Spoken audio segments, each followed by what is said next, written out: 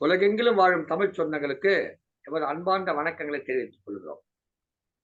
பகுத்துண்டு பல்லுயிரோம்புதல் நூலோர் தொகுத்தவற்றில் எல்லாம் தலை இறந்தும் உயிர் வாழ்தல் வேண்டில் பறந்து கெடுக உலகியற்றியான் என்று 2000 ஆண்டுகளுக்கு முன்பு சமத்துவம் பேசிய சங்கத்தமிழ் இலக்கிய பூங்காவின் தலைவர் ஐயன் திருவள்ளுவரை தொழுது எங்கள் வாழ்வும் எங்கள் வளமும் மங்காத தமிழ் என்று சங்கே முழங்கு என்று முழங்கிய சங்கத்தமிழ் இலக்கிய பூங்காவின் செயலாளர் பாவேந்தர் பாரதிதாசனை வணங்கி இன்றைய உலக தாய்மொழி நாள் தொடர் நிகழ்ச்சிக்குள் செல்கிறோம். இன்றைக்கு ஒரு பேச்சரங்கம் நிகழ்ச்சி ஏற்பாடு செய்யப்பட்டிருக்கிறது. இந்த நிகழ்ச்சியிலே நம்முடைய புலவர் பெருமக்களை பற்றியும் அவர்கள் எழுதிய பாடல்களை பற்றியும் அவர்களை பற்றியும் சிறப்பான செய்திகளை வழங்குவதற்காக இங்கே சில அறிஞர் பெருமக்கள் கலந்து கொண்டு சிறப்பிக்க இருக்கிறார்கள். இந்த நிகழ்ச்சியினுடைய பொறுப்பாளராக சீர்மிகு ஆசிரியர் விருது பெற்ற திருமதி து. பவானி தனஞ்சயன் அவர்கள் இணைந்திருக்கிறார்கள். அவர் இன்றைக்கு இந்த நிகழ்ச்சியிலே அடுத்து வரவேற்புரை வழங்க இருக்கிறார்கள். இந்த நிகழ்ச்சியினுடைய தொடக்க பேச்சாளராகவும் இந்த நிகழ்ச்சி முழுவதற்கும் தலைமை பேச்சாளராகவும் இருக்கக்கூடிய வாய்ப்பு பெற்றிருக்கக்கூடிய அம்மையார் அவர்கள் சங்கத்தமிழ் இலக்கிய பூங்காவிலே பல்வேறு சிறப்பான பணிகளை ஆற்றிக் கொண்டிருக்கக்கூடிய திருமதி நல்லாசிரியர் விருது பெற்ற திருமதி கே. கற்பகம் அவர்கள் இன்றைக்கு இந்த நிகழ்ச்சியை தலைமை தாங்கி நெறிப்படுத்தி சிறப்பாக அமைத்து தர இருக்கிறார்கள். அவர்கள் தன்னுடைய உரையிலே நான்மணி கடிகை என்பதை பற்றி பேச இருக்கிறார்கள். இப்பொழுது இந்த நிகழ்ச்சியின் பொறுப்பாளராக இருக்கக்கூடிய சீர்மிகு ஆசிரியர் விருது பெற்ற திருமதி து. பவானி தனஞ்சயன் அவர்கள் திருவள்ளூரில் இணைந்திருக்கிறார்கள். அவர்கள் வரவேற்புரை வழங்க இருக்கிறார்கள். வாருங்கள் அம்மா, வாருங்கள் திருமதி து. பவானி தனஞ்சயன் அவர்களே, உங்கள் வரவேற்புரை தாருங்கள். நன்றி அப்பா. திங்களோடு பிறந்தவளும் தென்றலோடு நடந்தவளும் தென்பொதிகை சந்தனத்தின் புதுமணத்தில் தோய்ந்தவளும் எந்தையும் தாயும் மகிழ்ந்து குழாவி சிந்தை நிறைந்திட சிறந்தவளும் என்ற நாவசைக்கும் நற்றமிழ் நங்காய் வாழி முத்தம் தந்து முகம் தழுவும் முத்தமிழ் மங்காய் வழி என்ற வரிகளோடு அன்னை தமிழை வணங்கி சங்கத்தமிழ் இலக்கிய பூங்கா தலைவராம் திருவள்ளுவரை தொழுது செயலாளராம் பாவேந்தரை வணங்கி சங்கத்தமிழ் இலக்கிய பூங்கா ஒருங்கிணைப்பாளர் ஐயா நீலகண்ட தமிழன் ஐயா அவர்களுக்கு முதற்கனின் வணக்கத்தை தெரிவித்துக் கொள்கின்றேன்.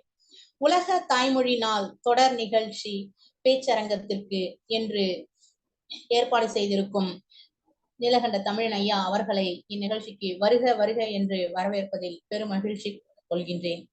அடுத்து இந்நிகழ்ச்சியின் தொடக்க உரை ஆற்ற வந்திருக்கும் எங்கள் இசையரசி திருமதி கே. கற்பகம் நல்லாசிரியர் பொழிச்சலூர் அம்மா அவர்களை வருக வருக என்று வரவேற்பதில் நான் பெரும் மகிழ்ச்சி கொள்கின்றேன். அடுத்து தமிழ் புலவர்களை பற்றி பேச்சரங்கமாக உரையாற்ற வந்திருக்கும் திருமதி கவிஞர் சோ. சத்யா பெரம்பலூர் அம்மா அவர்களையும் கவிஞர் திருமதி மா. ரேகா ராணிப்பேட்டை அம்மா அவர்களையும் திருமதி முனைவர் சோ. ஆ. பழனிசாமி ஈரோடு அவர்களையும் பேராசிரியர் முனைவர் கருணாசேகர் மயிலாடுதுறை அவர்களையும் ரமணி பாலசாமி அம்மா அவர்களையும் மற்றும் இணையத்தில் இணைந்துள்ள அனைத்து உறவுகளையும் வருக வருக என்று வரவேற்பதில் பெரும் மகிழ்ச்சி கொள்கின்றேன்.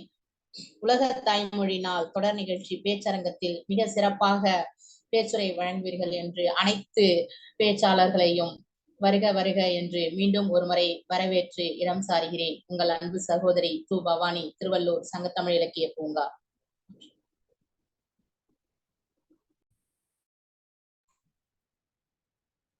இந்த நிகழ்ச்சியிலே தலைமை தாங்குவதற்காக சிறப்பான ஒரு நபரை நாம் தேர்ந்தெடுத்திருக்கிறோம். நல்லாசிரியர் விருது பெற்ற திருமதி கே. கற்பகம் அவர்கள் தமிழ் படித்தவர். தமிழ் படித்தவர் என்பதை விட ஆழ்ந்து படித்தவர், ஆழ்ந்து கற்றவர். சங்க இலக்கியங்களிலே நன்கு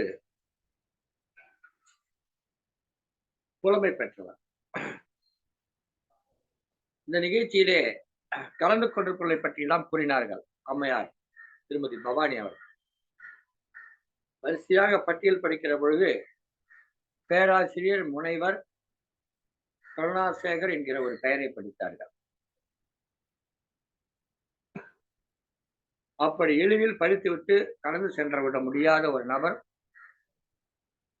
பேராசிரியர் முனைவர் கருணாசேகர் அவர்கள். ஏனென்றால் நம்மில் பலரும் தமிழ் நம்மில் பலர் நான் கிடையாது, உங்களில் பலரும் தமிழ் எம்ஏ படித்திருப்பீர்கள், எம்ஃபில் படித்திருப்பீர்கள், முனைவர் பட்டம் கூட பெற்றிருப்பீர்கள். நீங்கள் படித்திருப்பீர்கள். ஆனால் முனைவர் பேராசிரியர் கருணாசேகர் அவர்கள் ஒரு தமிழ் கல்லூரியினுடைய தமிழ் துறை தலைவராக இருந்து சிறப்பாக பங்காற்றியவர். அதுவும் ஆய்வுத்துறையில் பங்காற்றியவர். இத்தகைய சிறப்பான பெருமக்கள் கலந்து கொண்டிருக்கிற அவையிலே எனக்கு உண்மையிலே அமர்வதற்கே கூச்சமாக இருக்கிறது. அந்த அளவுக்கு சிறந்த பெருமக்கள் இருக்கிறார்கள். இந்த தலைமை தாங்குகிற திருமதி கற்பகம் அவர்களும் இந்த நிகழ்ச்சியிலே கலந்து கொண்டு உரையாற்ற இருக்கின்ற கபிலை பற்றி பேச இருக்கிறார் பேராசிரியர் முனைவர் கருணாசேகர் போன்றவர்களும், இன்னும் பேராசிரியர் சத்யா அவர்கள், திருமதி ரேகா அவர்கள், இப்படி நிறைய பேர் இந்த வரிசையில் இருக்கிறார்கள். காஞ்சிப்பா கதிரவன் அவர்கள், நிறைய பேர் இருக்கிறார்கள். மிகச் சிறந்த தமிழ் ஆளுமைகளை கொண்டு இந்த நிகழ்ச்சி இப்போது நடத்தப்படுகிறது என்கிற செய்தியை மட்டும் பதிவு செய்துவிட்டு இந்த நிகழ்ச்சியுடைய தலைமை பொறுப்பேற்றிருக்கக்கூடிய நல்லாசிரியர் திருமதி கே கற்பகம் அவர்களை இந்த நிகழ்ச்சியை தலைமை தாங்கி தருமாறு கேட்டுக்கொண்டு இனம் சார்பில் நன்றி, வணக்கம். நன்றி அப்பா. சங்கத்தமிழ் இலக்கிய பூங்காவின் தலைவராம் வள்ளுவரை தொழுது பாவேந்தர் பாரதிதாசனை வணங்கி நாளெல்லாம் தமிழ்த்தாய்க்கு என்ன செய்யலாம் என்று சிந்தித்து சிந்தனையில் தோன்றிய உடனே அதனை செயலாக்க துணிந்து அதற்கேற்ற செயல்பாடுகளை வழிநடத்தி நம்மை போன்றவர்களை ஒரு புள்ளியிலே சந்திக்க வைத்திருக்கின்ற அப்பா நீலகண்ட தமிழன் உள்ளிட்ட இந்த அவையை வணங்குவதிலே உள்ளபடியே நிறைவு கொள்கிறேன். கற்றறிந்த சான்றோர்கள் பலரும் இங்கே இருக்கும்போது அப்பா சொன்னார் தன்னுடைய உரையிலே, எனக்கு இருப்பதற்கு கூச்சமாக இருக்கிறது என்று, எனக்கு பயமாக இருக்கிறது. கம்பன் சொல்லுவானே அப்படி நான் சொல்கிறேன், ஆசை பற்றி அறையலுற்றேன் என்று அவர் சொன்னார்.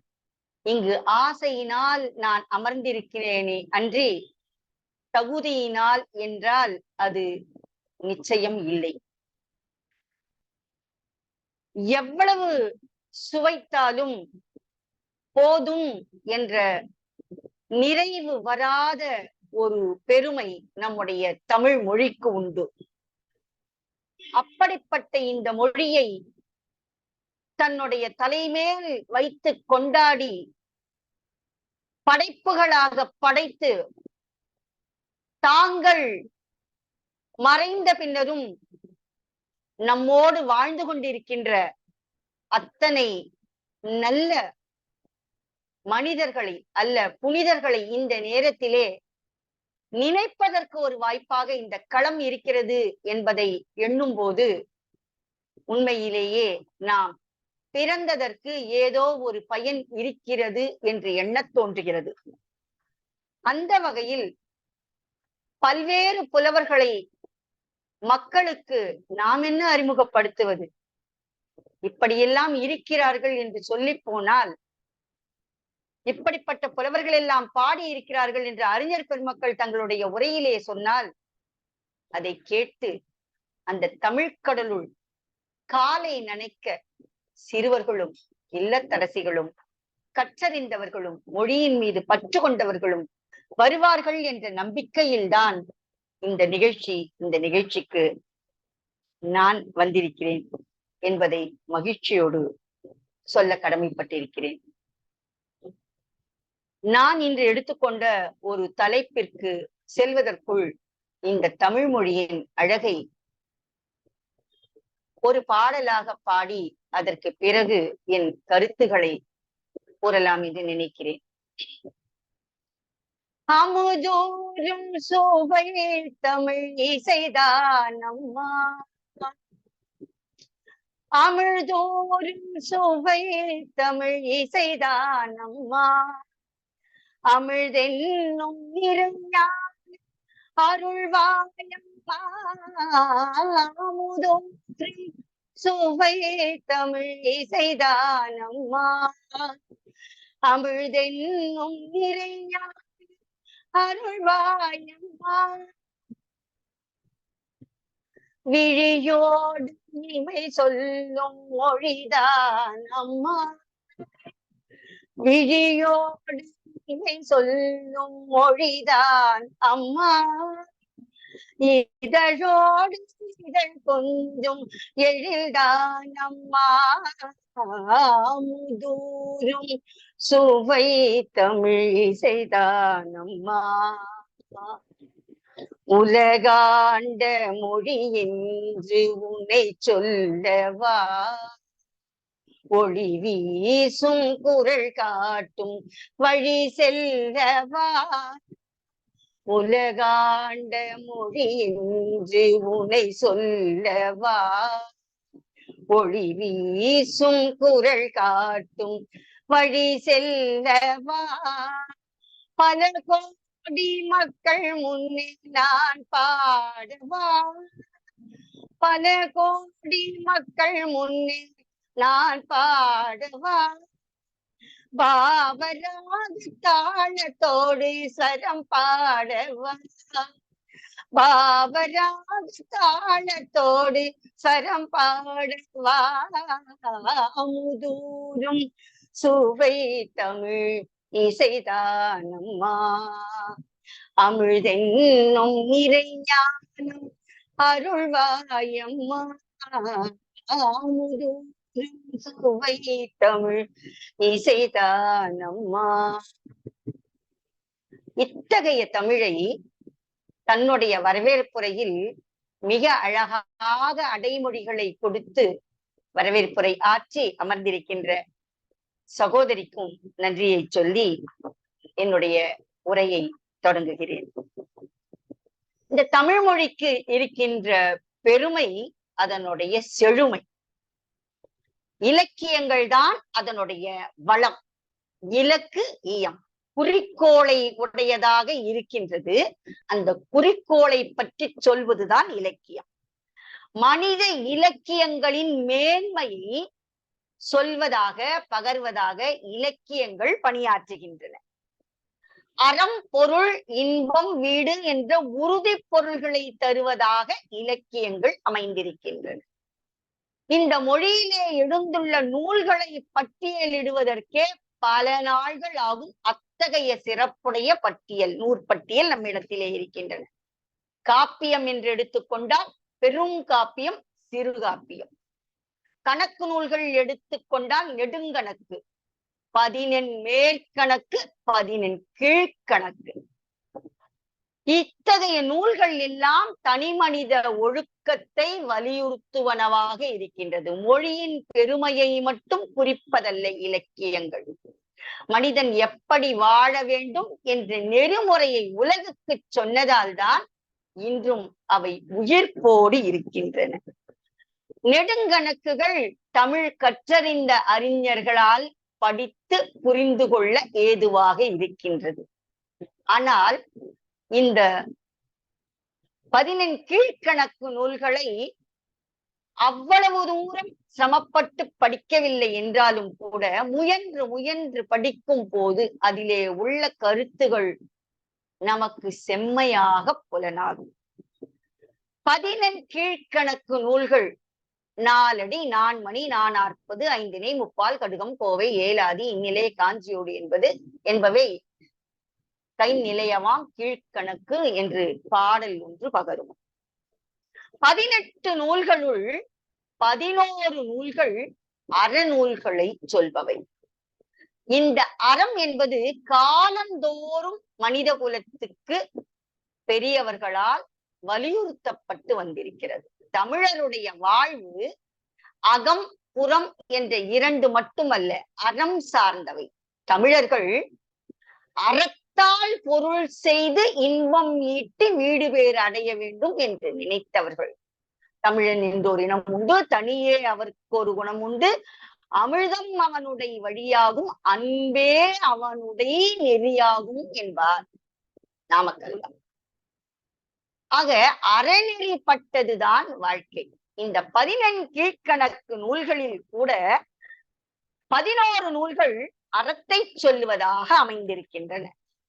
திருக்குறள், நாலடியார், நான்மணிக்கடிகை, இன்னா 40 இனியவை 40, திரிகடுகம், ஆசாரக்கோவை, பழமொழி, சிறு பஞ்சமூலம், முதுமொழி காஞ்சி, ஏலாதி என்கின்ற இந்த 11 நூல்களும் அறத்தை முன்னிறுத்துவதாக இருக்கின்றன. 18ல 11 நூல்கள் என்றால் இந்த புலவர் பெருமக்கள் அறத்திலே எவ்வளவு நாட்டமுடையவர்களாக இருந்திருக்கிறார்கள் என்பதை எண்ணி பார்க்க தோன்றுகிறது. சங்கம் மருவிய காலத்தில் தோன்றிய நூல்கள். எப்படி ஜியு போப் திருக்குறளை ஆங்கிலத்தில் மொழிபெயர்த்தாரோ அப்படி இந்த நான்மணிக்கடிகையையும் கூட அவர் ஆங்கிலத்திலே மொழிபெயர்த்திருக்கிறார். விளம்பினாகனார் என்பார்தான் இந்த நூலுக்கு ஆசிரியர் என்ற பெருமையை பெறுகிறார். விளம்புதல் என்றால் சொல்லுதல் என்று ஒரு பொருள் இருக்கிறது.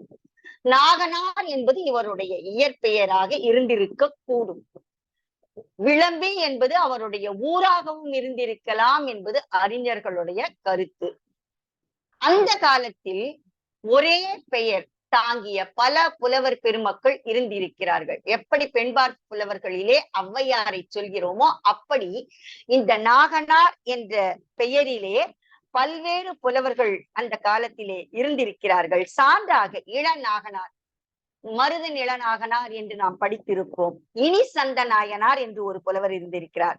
வெள்ளைக்குடி நாகனார் என ஒருவர் இருந்திருக்கிறார். வள்ளுவரின் அறமொழிகளை எடுத்து ஆண்டிருக்கிறார் இந்த நூலாசிரியர் விளம்பினாகனார். தனி மனித ஒழுக்கத்திற்கு மிகுந்த முக்கியத்துவம் கொடுத்து இந்த நூலின் சான்றாக ஒழுக்கம், அன்புடைமை, ஒழுக்கத்தை பற்றி வள்ளுவர் சொன்னது நமக்கு தெரியும். அன்புதான் எல்லாவற்றிற்கும் தாய். அந்த அன்பை பற்றி விளம்பினாகனார் சொல்லுகின்ற ஒரு கருத்து, அன்பு மிக்கவர்களை பிரிந்து வாழ்வதை விட நெருப்பில் புகுந்து உயிர் விடலாம். அப்படி அன்பு என்பது எவ்வளவு மேன்மையானது. அன்பு நிறைந்த நெஞ்சம் தனிலே அறிவு நிறைந்திருக்கும், அறிவு நிறைந்த நெஞ்சம் தனிலே ஆண்டவன் குடியிருப்பான், இன்பம் நிறைந்த நெஞ்சம் தனிலே இரக்கம் மிகுந்திருக்கும், இரக்கம் மிகுந்த நெஞ்சம் தனிலே இறைவன் குடியிருப்பான், கல்வி மிகுந்த நெஞ்சம் தனிலே கனிவு நிறைந்திருக்கும், கனிவு மிகுந்த நெஞ்சம் தனிலே கடவுள் குடியிருப்பான், மெய்மை நிறைந்த நெஞ்சம் தனிலே வீரம் உயர்ந்திருக்கும், வீரம் உயர்ந்த நெஞ்சம் தனிலே விமலன் குடியிருப்பான் என்று எந்த உள்ளம் அன்பின் பார்ப்பட்டதோ அந்த உள்ளம் ஆண்டவன் வாழுகின்ற இல்லம் என்று தமிழ் பேசும். சுற்றம் சூழ இருக்க வேண்டும் என்று, மானத்தோடு வாழ வேண்டும் என்று, நடுவுநிலை தவறாமல் இருத்தல் தனிமனித ஒழுக்கம் என்று, ஒற்றுமைதான் உயர்வு தரும் என்று, நட்பு மிகச் சிறப்பானது என்று, கல்வி, இவருடைய நூலிலே கல்வியை குறித்து 28 பாடல்கள் இருக்கின்றது. இளமை பருவத்து கல்லாமை குற்றமும். கல்வி கற்பதற்குரிய பருவமாக இளமை காலத்தை கொள்ளலாம். கற்பதற்கு வயது ஒரு தடை இல்லை. ஆர்வமும் முயற்சியும் இருந்தால் எப்போது வேண்டுமானாலும் கற்றுக்கொள்ளலாம். மனிதர்கள் நன்றி உணர்வோடு இருக்க வேண்டும் என்று விளம்பினாகனார் பகர்கிறார். பிறரை மதிக்க வேண்டும் என்று சொல்லுகிறார். இகழ்ந்தோர் வேணாது செய்வது பேதைமை. உன்னை ஒருவர் இகழ்ந்தாலும் கூட, இன்னாது செய்தாலும் கூட அவற்றை நீ பொறுத்து கொள்ள வேண்டும். இல்லை என்றால் உனக்கு அறிவு என்று ஒன்று இருந்து பயனில்லை என்று எடுத்துரைக்கிறார் விளம்பினாகனார். விருந்தோம்பலின் முக்கியத்துவத்தை இவரது பாடல்கள் சொல்லுகின்றது. ஈத்துண்பான் என்பான் இசை நடுவான், ஈத்து உவக்கும் இன்பம் அறியார்கொல் என்று நாம் படித்திருப்போம். பிறருக்கு கொடுத்து நாம் உண்பதுதான் மிக பெரிய இன்பம். பிறரை நாடி உண்ணக்கூடாது என்று அடுத்த பாடலிலே சொல்லுகிறார். கொடுப்பதுதான் இன்பம், பெறுவது இழிவு. ஈ என இரத்தல் இழிந்தன்று என்று புறம் பேசும். வெறுத்த மனத்தோடு வாழக்கூடாது என்று அற்புதமான ஒரு உளவியலை இந்த விளம்பினாகனார் சொல்கின்றார். வெறுத்த மனம் என்பது எந்த செயலையும் விரும்பி செய்யாது. விரும்பி செய்யாத ஒரு செயல் எப்போதும் செய்பவனுக்கும் சிறப்பை தராது, மற்றவர்களாலும் விரும்பப்படாது. ஆக வெறுப்பில்லாத செயல்களை செய்ய வேண்டும் என்கின்றார். சோம்பல் தான் ஒரு மனிதன் கெடுவதற்கு முக்கியமான காரணம். மடியின்மை என்று ஒரு அதிகாரம் பாடியிருப்பார் வள்ளுவர். இவரும் சோம்பலை வெறுத்திருக்கிறார். இகழ்தல் எள்ளற்க என்றும் எளியர் என்று விளம்பினாகனார் சொல்கின்றார். மாட்சியில் பெரியோரை வியத்தலும் இளமே, சிறியோரை இகழ்தல் அதனினும் இளமே என்று தமிழ் பேசுவது போல யாரையும் இகழாதீர்கள் என்று தனி மனித ஒழுக்கத்தை வலியுறுத்தி இந்த விளம்பினாகனார் மிகச் சிறப்பாக பாடல்களை சொல்லி இருக்கிறார். இருந்தாலும் அவருடைய வாயிலாக அவருடைய மொழியில் ஒரு பாடலை மட்டும் சொல்லி வந்திருக்கின்ற சிறப்பு பேச்சாளர்களை, உரையாளர்களை உரை வீச்சை தர நான் அழைக்கிறேன். இன்னாமை வேண்டின் இரவெழுக, இந்நிலத்து மண்ணுதல் வேண்டின் இசை நடுக, தன்னோடு செல்வது வேண்டின் அறம் செய்க, வெல்வது வேண்டின் வெகுளி விடல். எவ்வளவு சிறப்பான கருத்துகள்! இன்னாமை வேண்டின், நமக்கு கெட்டதே எதுவும் வரக்கூடாது. இவன் இனியன் என்று பெயர் வாங்க வேண்டுமே தவிர இன்னாதவன் என்று எந்த காலத்திலும் நம்மை யாரும் குறிப்பிடக் கூடாது என்று விரும்புவோமே. ஆனால் எந்த ஒரு செய்திக்காகவும் எந்த ஒரு பொருளுக்காகவும் இறக்காமல் இருக்க வேண்டும், யாசிக்காதே என்று சொல்கின்றார்.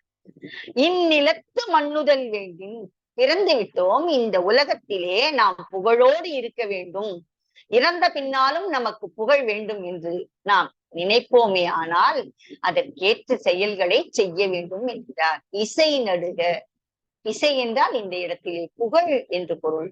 புகழ் தரக்கூடிய செயல்களை மட்டுமே செய்ய வேண்டும் என்று அறிவுறுத்துகிறார். தன்னோடு செல்வது வேண்டின் அறம் செய்க, நாம் எப்போதும் நலமாக இருக்க வேண்டும், நம்மோடு எப்போதும் ஒன்று வர வேண்டும் என்றால் அது அறமாக மட்டும்தான் இருக்கும். நம்மோடு வருவது என்பது அறம். ஆக அந்த உள்ளம் அறத்தையே எப்போதும் சிந்திக்க வேண்டும், அறச்செயல்களையே நாம் செய்ய வேண்டும் என்று விளம்பினாகனார் எடுத்துரைக்கிறார். வெல்வது வேண்டின் வெகுளி விடல், மற்றவரை வெல்றது இருக்கட்டும், நம்ம முதல்ல வெல்லணும்னா நம்ம கிட்ட இருக்கிற கோபத்தை குறைச்சுக்கணும். சொல்லுவது யாருக்கும் எளிது. குணம் என்னும் குன்றேறி நின்றார் வெகுளி கனமேயும் காத்தலரிது என்பான் வள்ளுவன். ஆக உங்களை நீங்கள் வெற்றி கொள்ள வேண்டுமானால் மேற்சொன்ன வழிகளை கடைப்பிடியுங்கள் என்று சொல்கின்றார் விளம்பினாகனார். ஆக நீங்கள் வெல்ல வேண்டும் என்று நினைத்தால் பிறர் மீது இருக்கின்ற சினம் அல்ல, உங்களுக்குள் எழுகின்ற சினத்தை கூட, செல்லா இடத்து சினம் தீது என்பான் வள்ளுவன். செல்லுகின்ற இடத்திலும் கூட, நம்மீதும் கூட நாம் இந்த செயலை செய்து முடிக்கவில்லையே என்று வேண்டுமானால் நாம் சென்று கொள்ளலாம். ஆனால் தேவையில்லாமல் நாம் கோபப்படுவது நம்முடைய வாழ்நாளில் ஒரு நாளை உரைக்கும் அல்லது நம்மளுடைய உடலுக்கு ஊறு விளைவிக்கும் என்பதை உணர்ந்து நாம் செய்ய வேண்டிய செயல்கள் எவை எவை என்று பட்டியலிட்டு அந்த பட்டியலுக்கேற்ப நம்முடைய செயல்பாடுகளை நாம் மாற்றினோம் என்றால் நிச்சயமாக விளம்பினாகனார் சொல்வது போல நாம் இந்த உலகத்திலே புகழை விட்டு செல்லலாம். புகழோடு நாம் வாழ வேண்டும் என்றால் அறிஞர் பெருமக்கள் கூறிய அத்தனை அறிவுரைகளையும் செவி மடுத்து சிந்தித்து எவற்றையெல்லாம் கை கொள்ள இயலுமோ அவற்றை கை கொண்டு வாழ்ந்தால் நமக்கு பின் வருகின்ற சந்ததிகளும் ஒருவேளை நம்மை பற்றியும் பேசலாம். அப்படிப்பட்ட ஒரு வாழ்க்கையை நாம் வாழ வேண்டும். இப்படிப்பட்ட நூல்களை பொதுமக்களுக்கு கொண்டு செல்ல வேண்டும். அந்த உரைகளை கேட்டு மூல நூல்களை தேடி படிக்க வேண்டிய ஆர்வத்தை அவர்களுக்கு ஊட்ட வேண்டும் என்ற நோக்கிலே அன்பிற்கும் மரியாதைக்கும் உரிய தமிழ் மாமணி அப்பா நீலகண்ட தமிழன் அவர்கள் இப்படி ஒரு அருமையான வாய்ப்பை நமக்கு ஏற்படுத்தி கொடுத்திருக்கிறார். அதற்காக மீண்டும் ஒரு முறை அவருக்கும் இங்கு குழுமி இருக்கின்ற அறிஞர் பெருமக்களுக்கும் என்னுடைய நெஞ்சத்தின் அடித்தளத்தில் இருந்து நன்றிகளை தெரிவித்து அற்புதமான ஒரு வாய்ப்பு தந்ததற்காக என்றென்றும் நன்றி கடன் பட்டிருக்கிறேன் என்பதை மட்டும் தெரிவித்து இடம் சார்கிறேன். நன்றி, வணக்கம். கற்பகம் பொழிச்செல்வம். வணக்கம் அம்மா, வணக்கம். மிக சிறப்பானது ஒரு உரையை நீங்கள் வழங்கினீர்கள். விளம்பை நாயனார் பற்றியும் நான்மடி கடிகையினுடைய சிறப்புகளை எல்லாம் எடுத்துக்கொண்டீர்கள். பதினெண் கீழ்கணக்கு பற்றியும் நெடுங்கணக்கு பற்றியும் எல்லாம் மிக சிறப்பாக எடுத்துக்கொண்டோம். அவையெல்லாம் இலக்கியம். இந்த பதினெண் கீழ்கணக்கிலே வருகிற பெரும்பாலான நூல்கள் நீதி நூல்கள். நாம் அனைவரும் படித்து புரிந்து கொள்ள வேண்டும் என்பதை அழகாக சொன்னார். எனக்கு கூட திருக்குறளை படிக்கிற பொழுது திருக்குறளுடைய உரையை விட திருக்குறளையே பிரித்து படிக்கிற பொழுது இன்னும் சுவையாகவும் இன்னும் சிறப்பாகவும் புரியக்கூடிய வகையிலும் இருப்பதை நான் உணர்ந்திருக்கிறேன். அது நாம் அதிலே கவனம் செலுத்தி படிக்க வேண்டும். இன்னொன்றையும் சொன்னார்கள், நிறைய நிகழ்ச்சிகளை நடத்துகிறோம் என்று சொன்னார்கள். நீ மைய புள்ளி என்று சொன்னார்கள். நான் மையமா இல்ல வெற்றியாலாம் எனக்கு தெரியாது. போயிட்டு இருக்கு போக்கு போயிட்டு இருக்கதான். என்னன்னு கேட்டீங்கன்னா, இந்த நிகழ்ச்சி ஏற்கனவே ஒரு முறை நடந்தது. இதே நிகழ்ச்சி புலவர்களை பற்றி பேசுகிற ஒரு நிகழ்ச்சி ஏற்கனவே நடந்திருக்கிறது. அந்த நிகழ்ச்சி ஒரு பனி நாளிலே பகல் நேரத்திலே இல்லத்தரசிகள் மட்டும் கலந்து கொண்டு பேசுகிற ஒரு நிகழ்ச்சியாக அமைந்தது. அந்த நிகழ்ச்சியை பார்த்தபோது நான் வியப்புக்கு போனேன். இல்லத்தரசிகள் நாங்கள் எதுவும் செய்வது கிடையாது, இல்லத்திலே இருக்கிறோம் என்று சொல்லிக் கொள்ளக்கூடியவர்கள் உள்ளத்திலே எவ்வளவு தமிழ் ஆர்வம் ஊறி கிடக்கிறது என்பதை நான் கண்டுகொண்டேன். கவியரங்கம், கருத்தரங்கம் என்று பல நிகழ்ச்சிகள் நடத்தியிருக்கிறோம். பல்சுவை அரங்கம், சிறுவர் அரங்கம், எப்படி நடத்தியிருக்கிறோம் நிகழ்ச்சி. ஆனால் எதிலும் கிடைக்காத மகிழ்ச்சி இந்த நம்முடைய புலவர்களை பற்றி இல்லத்தரசிகளாக இருக்கக்கூடிய பெண்கள் பேசிய பொழுது மிகுந்த மகிழ்ச்சி கிடைத்தது.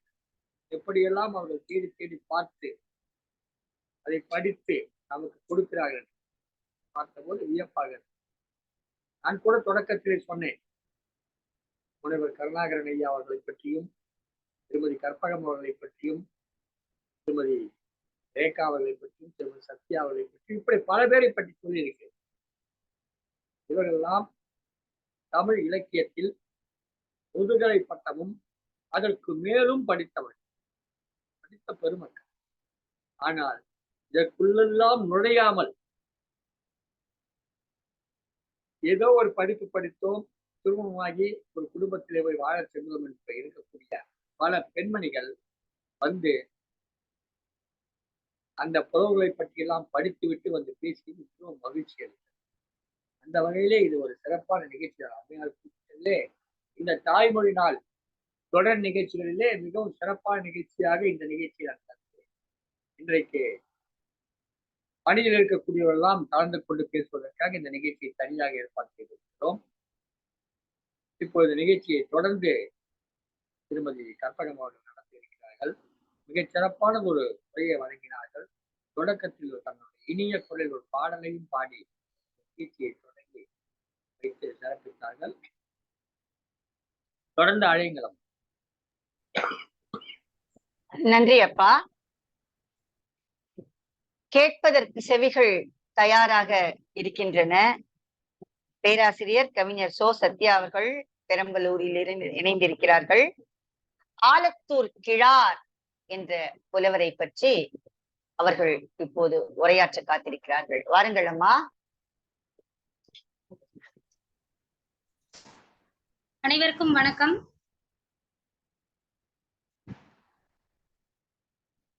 எங்கள் வாழ்வும் எங்கள் வளமும் மங்காத தமிழ் என்று சங்கே முழங்கு. ஆதியில் தோன்றி அகிலத்தை காக்கும் அன்னை தமிழை வணங்கி அவையை அலங்கரிக்கும் ஆன்றோரை வணங்கி என்னுடன் இணைந்து சொல்லாட இந்நிகழ்விற்கு வருகை தந்துள்ள அனைத்து கவிஞர் பெருமக்களையும் வணங்கி இந்நிகழ்ச்சியை சிறப்பாக நடத்த உதவி புரியும் அனைத்து உயர்ந்த உள்ளங்களையும் வணங்கி என்னுடைய சிற்றுரையை துவங்குகின்றேன். அனைவருக்கும் இனிய காலை வணக்கம். காவிரியின் தென் நதிக்கரையில் பிறந்து காவியம் படைத்த கடைச்சங்க கால புலவர் ஆலத்தூர் கிழார் பற்றிய வாழ்க்கை குறிப்புகளையே நான் இங்கு பேச வந்துள்ளேன். ஆலத்தூர் கிழார், ஆம், பெரம்பலூர் அருகிலுள்ள திருச்சி செல்லும் வழியில் உள்ளது ஆலத்தூர் கிழார். எம் பகுதியை சேர்ந்த கடைக்கால சங்க புலவர் என்பதில் நான் பெருமையும் கொள்கின்றேன். ஆலத்தூர் கிழார் சங்ககால கடைச்சங்க கால புலவர். இவர் ஆலத்தூர் என்னும் ஊரில் பிறந்தார். சங்ககால நூல் தொகுப்பில் இவரது பாடல்கள் 7 பாடல்கள் இடம்பெற்றுள்ளன. இந்த 7 பாடல்களிலும் சங்க புலவரான ஆலத்தூர் கிழார் மூவேந்தர்கள், அதாவது 3 வேந்தர்கள் பற்றி சிறப்பாக கூறியுள்ளார். சென்னி நலங்கிள்ளி, சோழன் நலங்கிள்ளி, சோழன் வளவன் என்று 3 மன்னர்களை பற்றி சிறப்பாக பாடியுள்ளார். இவர் எழுதிய பாடல்கள் 7 பாடல்கள் சிறப்பாக கூறப்பெற்றுள்ளன. அவற்றுள் குறுந்தொகையில் 112வது பாடல் மற்றும் 350வது பாடல், புறநானூற்றில் 34வது பாடல், 36வது பாடல், 69வது பாடல், 225வது பாடல், 324வது பாடல் என 7 பாடல்களை பாடி சிறப்பித்துள்ளார். இவர் பாடிய பாடல்களில் ஒரு சிறு அறக்கருத்தை உங்களுடன் பகிர்கிறேன். செய்தி கொன்றாருக்கு உய்தி இல்லை என்னும் அறக்கருத்தை நான் முன்வைக்கின்றேன். செய்தி கொன்றாருக்கு உய்தில்லை, அதாவது நன்றி மறந்தவருக்கு மன்னிப்பே இல்லை என்பதே இதன் அறக்கருத்து. இந்த அறக்கருத்தை மிக அருமையாக கூறியுள்ளார். புறநானூற்றின் பாடல் 34வது பாடலில் இவர் அருமையாக கூறியுள்ளார். அதாவது, என்னன்றி கொன்றாருக்கும் உய்வுண்டாம், உய்வில்லை செய்நன்றி கொன்ற மகற்கு என்னும் திருவள்ளுவரின் வழி இந்த அறக்கருத்தை நமக்கு புகுத்தியுள்ளார். இவர் எழுதிய அந்த பாடல்களில் பாடல் வரிகள் நான் முன்வைக்கின்றேன். ஆண்மலை அறுத்த அறநிலோருக்கும், மான்இழை மகளிர் சுருள் சிறைக்கும், கரு சிதைத்தோருக்கும், புறவர் தப்பிய கொடுமையோருக்கும், நலுவாய் மருங்கின் கழுவாய் உளவென நிலம்புடை பெயர்வாதாயினும் ஒருவன் செய்தி கொன்றோருக்கு உய்தில்லை என அறம்பாடிற்றே ஆயிலை கனவா. காலை அந்தியும் மாலை அந்தியும் புறவும் கருவண்ண புன்புல வரகில் பார்ப்பை புன்கல தேனோடு மயங்கி குறுமுயர் கொழுஞ்சிறு சூடு கிழித்த ஒக்கல்லோடு என்ற சில பாடல் வரிகளை ஆலத்தூர் கிழார் ஐயா நம் முன் வைத்துள்ளார். அதாவது, இதில் சோழனுடைய பெருமையை கூறியுள்ளார். சோழனுடைய பெருமை என்றால் சோழ நாடு சோறுடைத்த நாடு என்பதை நாம் கேள்விப்பட்டிருக்கிறோம் அல்லவா? அந்த சோறுடைத்த நாட்டில் பசுவின் முளையை, அதாவது உழவுக்கு உதவக்கூடிய பசுவின் முளையை அறுத்தவனுக்கும் மன்னிப்பு உண்டு. பாவம் கழிய மன்னிப்பு உண்டு. பாவத்திலிருந்து தப்பிக்க வழியுண்டு. பெண்ணின் கரு சிதைவை ஏற்படுத்தியவனுக்கும் தப்பிக்க வழியுண்டு.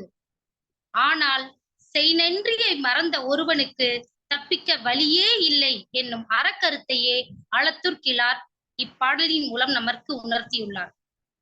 அது மட்டுமின்றி சோழ மன்னர் சோறுடைத்த நாடு என்று கூறியுள்ளேன். அந்த சோறுடைத்த நாடு சோழ மன்னர் நாட்டின் வளமையை மிக அருமையாக அந்த பாடல் வரிகளில் கூறியுள்ளார். அவர் நாட்டில் உள்ள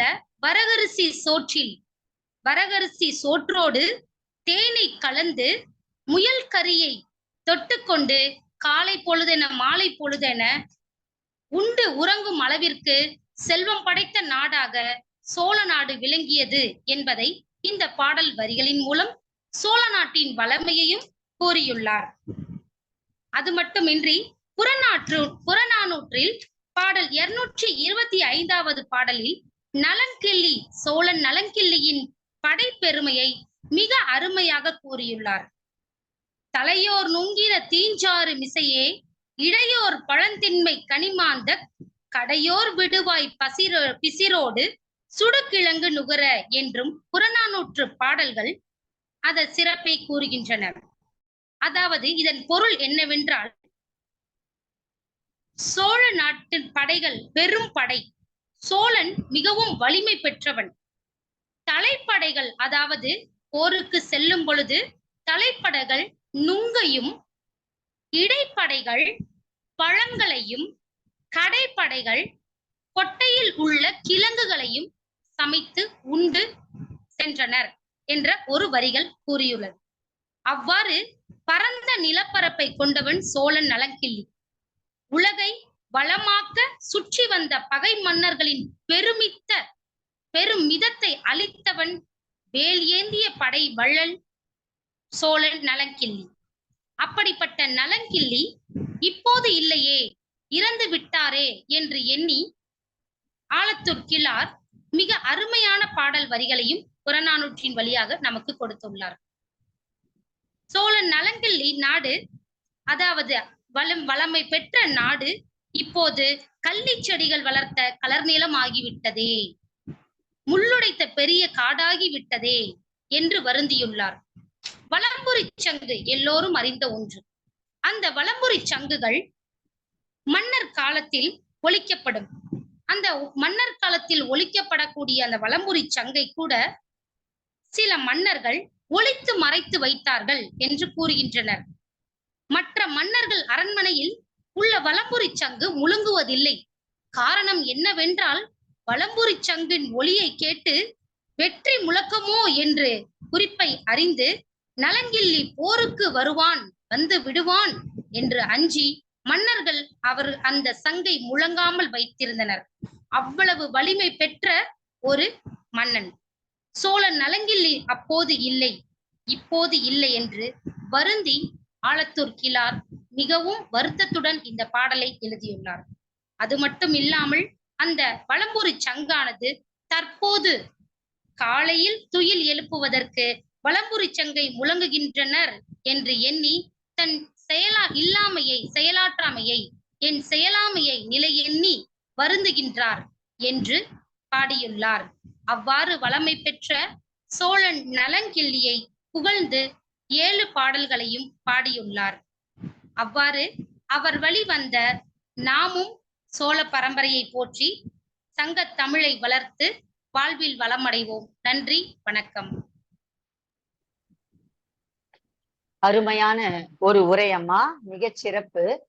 பெற்ற தாயும் பிறந்த பொன்னாடும் நற்றவவானினும் நனி சிறந்தனவே என்ற வகையிலே உங்களுடைய ஊருக்கு அருகாமையில் இருக்கின்ற ஆலத்தூர் என்ற ஊரிலே தோன்றிய கடைச்சங்க புலவர், நான் பிறந்த நாட்டுக்கு எந்த நாடு பெரியது என்று கவிஞன் பாடினானே, அப்படி அந்த ஆலத்தூர் கிழார் பாடிய பாடல்கள், இடம்பெற்ற நூல்கள் என்று ஒரு பட்டியலை கொடுத்து ஊடாக மூவேந்தரை பற்றி பாடியிருக்கிறார் என்று சொன்னீர்கள். மன்னிய மூவேந்தர் மடி வளர்ந்த மகளே என்று தமிழ் பேசும் சோழன் நலங்கிள்ளி இந்த பாடலின் ஊடாக வேறு சில கருத்துகளையும் கூட நாம் பார்க்க முடிகிறது.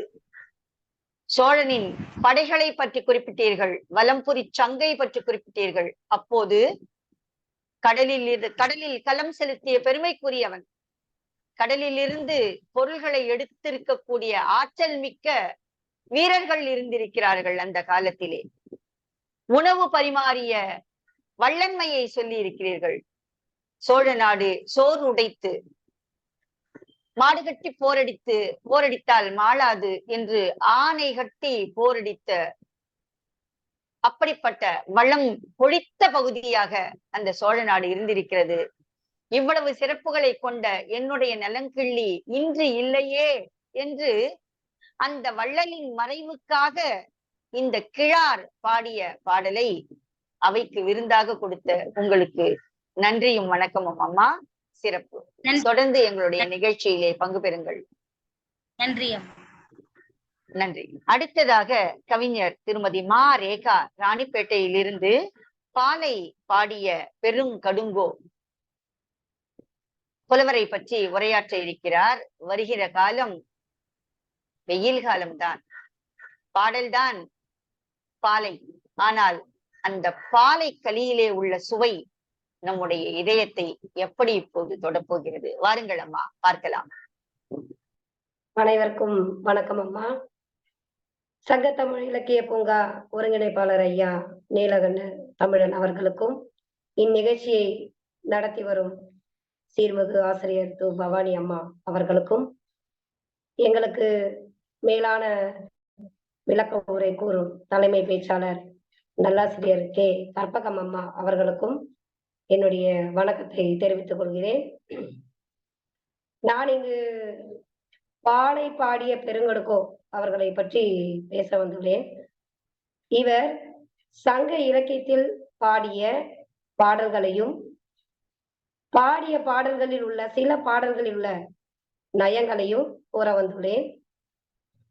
அரசராக இருப்பவர்கள் அரசை ஆண்டால் மட்டும் போதும், புலவர்கள் பாடியதை கேட்டு அவர்களுக்கு பரிசளித்தால் போதும் என்று மட்டும் அல்லாமல், தன் அரசு பணியையும் தமிழை பாராட்டும் விதமாகவும் போற்றும் விதமாகவும் தன்னுடைய நேரங்களை முறையாக செலவிட்டு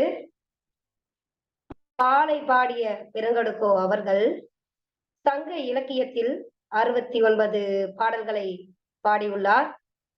அவர் நற்றிணையில் 10 பாடல்களும், குறுந்தொகையில் 11 பாடல்களும், கலித்தொகையில் 35 பாடல்களும், புறநானூற்றில் 1 பாடலும் 282வது பாடல், அகநானூரில் 12 பாடல்களும் ஆக 69 பாடல்களை நமக்கு அளித்துள்ளார்.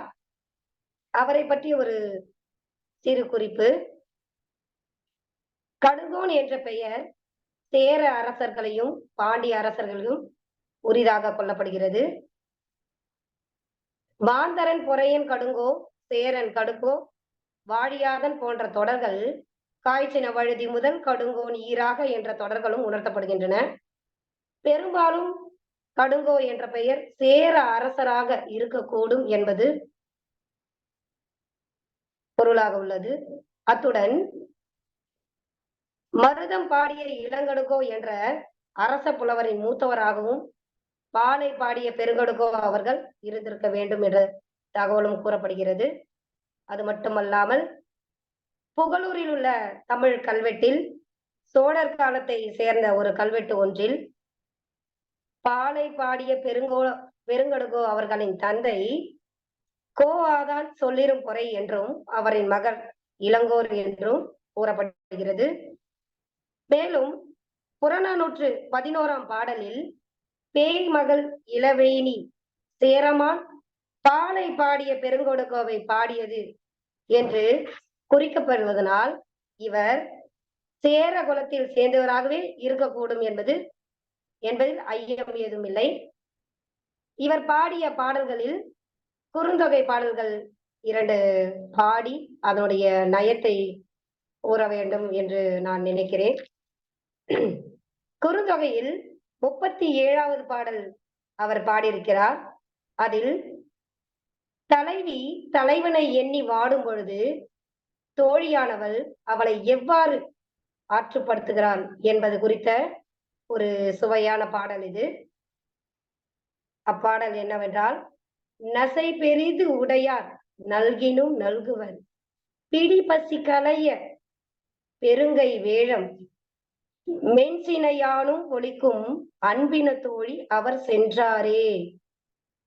இதனுடைய கருத்து என்னவென்றால், நாம் சென்ற காட்டு வழியில பெண் யானைக்கு பசி என்று வரும்பொழுது அந்த ஆண் யானை யா மரத்தின் பட்டையை உரித்து அதற்கு உணவளித்து அதனுடைய அன்பை வெளிப்படுத்தும்.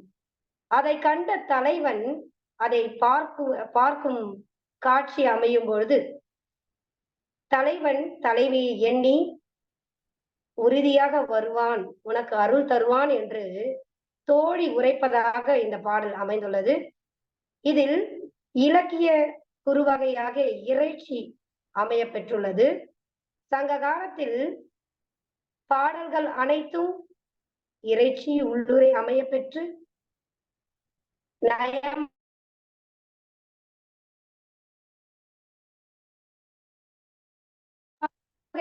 இன்னொரு பாடல் பாட வேண்டும் என்று கருதுகிறேன். அவருடைய 135வது பாடல் இவையும் தோழி கூற்றாக அமைந்திருக்கும்.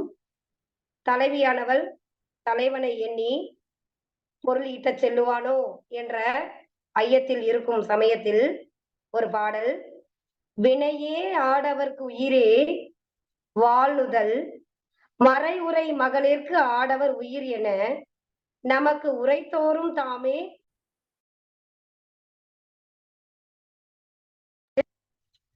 பொருள் தேடுதலும் அரசனுக்கு உதவுதல் என்பதும் வினைகளை செய்தல் என்பதும் ஆடவர்களுக்கு உரிய செயல்.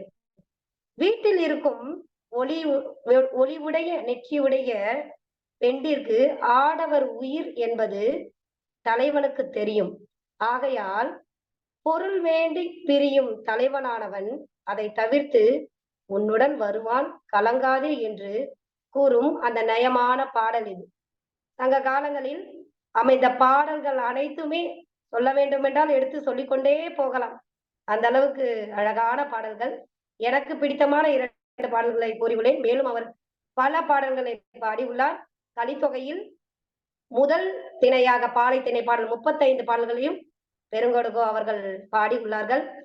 ஒரு அரசராக இருந்து தன்னுடைய கடமையையும் தாண்டி தமிழ் பற்றை போற்றி வளர்த்த அவரை பற்றி பேசி எனக்கு வாய்ப்பு கொடுத்தமைக்கு நன்றி கூறி விடைபெறுகிறேன். நன்றி, வணக்கம் அம்மா. சிறப்பம்மா, சிறப்பு. நாடாள்வது மட்டுமே நம்முடைய கடமை இல்லை. நம்மை சுமந்து பெற்றெடுத்த இந்த தாய்மொழியையும் அரியணையை ஏற்றக்கூடிய பாடல்களை புனையக்கூடிய ஆற்றல் மிக்க பேரரசர்கள், பெண்பாற்புலவர்களும் இருந்திருக்கிறார்கள், ஆணரசர்களும் இருந்திருக்கிறார்கள் என்பதை மிகச் சிறப்பாக சொன்னீர்கள். குறிப்பாக சேர நாட்டை சேர்ந்தவராக இருக்க வேண்டும் பாலை பாடிய கடுங்கோ என்பதற்கு சான்றுகளை காட்டினீர்கள். நான் என்னுடைய உரையில் குறிப்பிட்டது போல பெயர்தான் பாலை.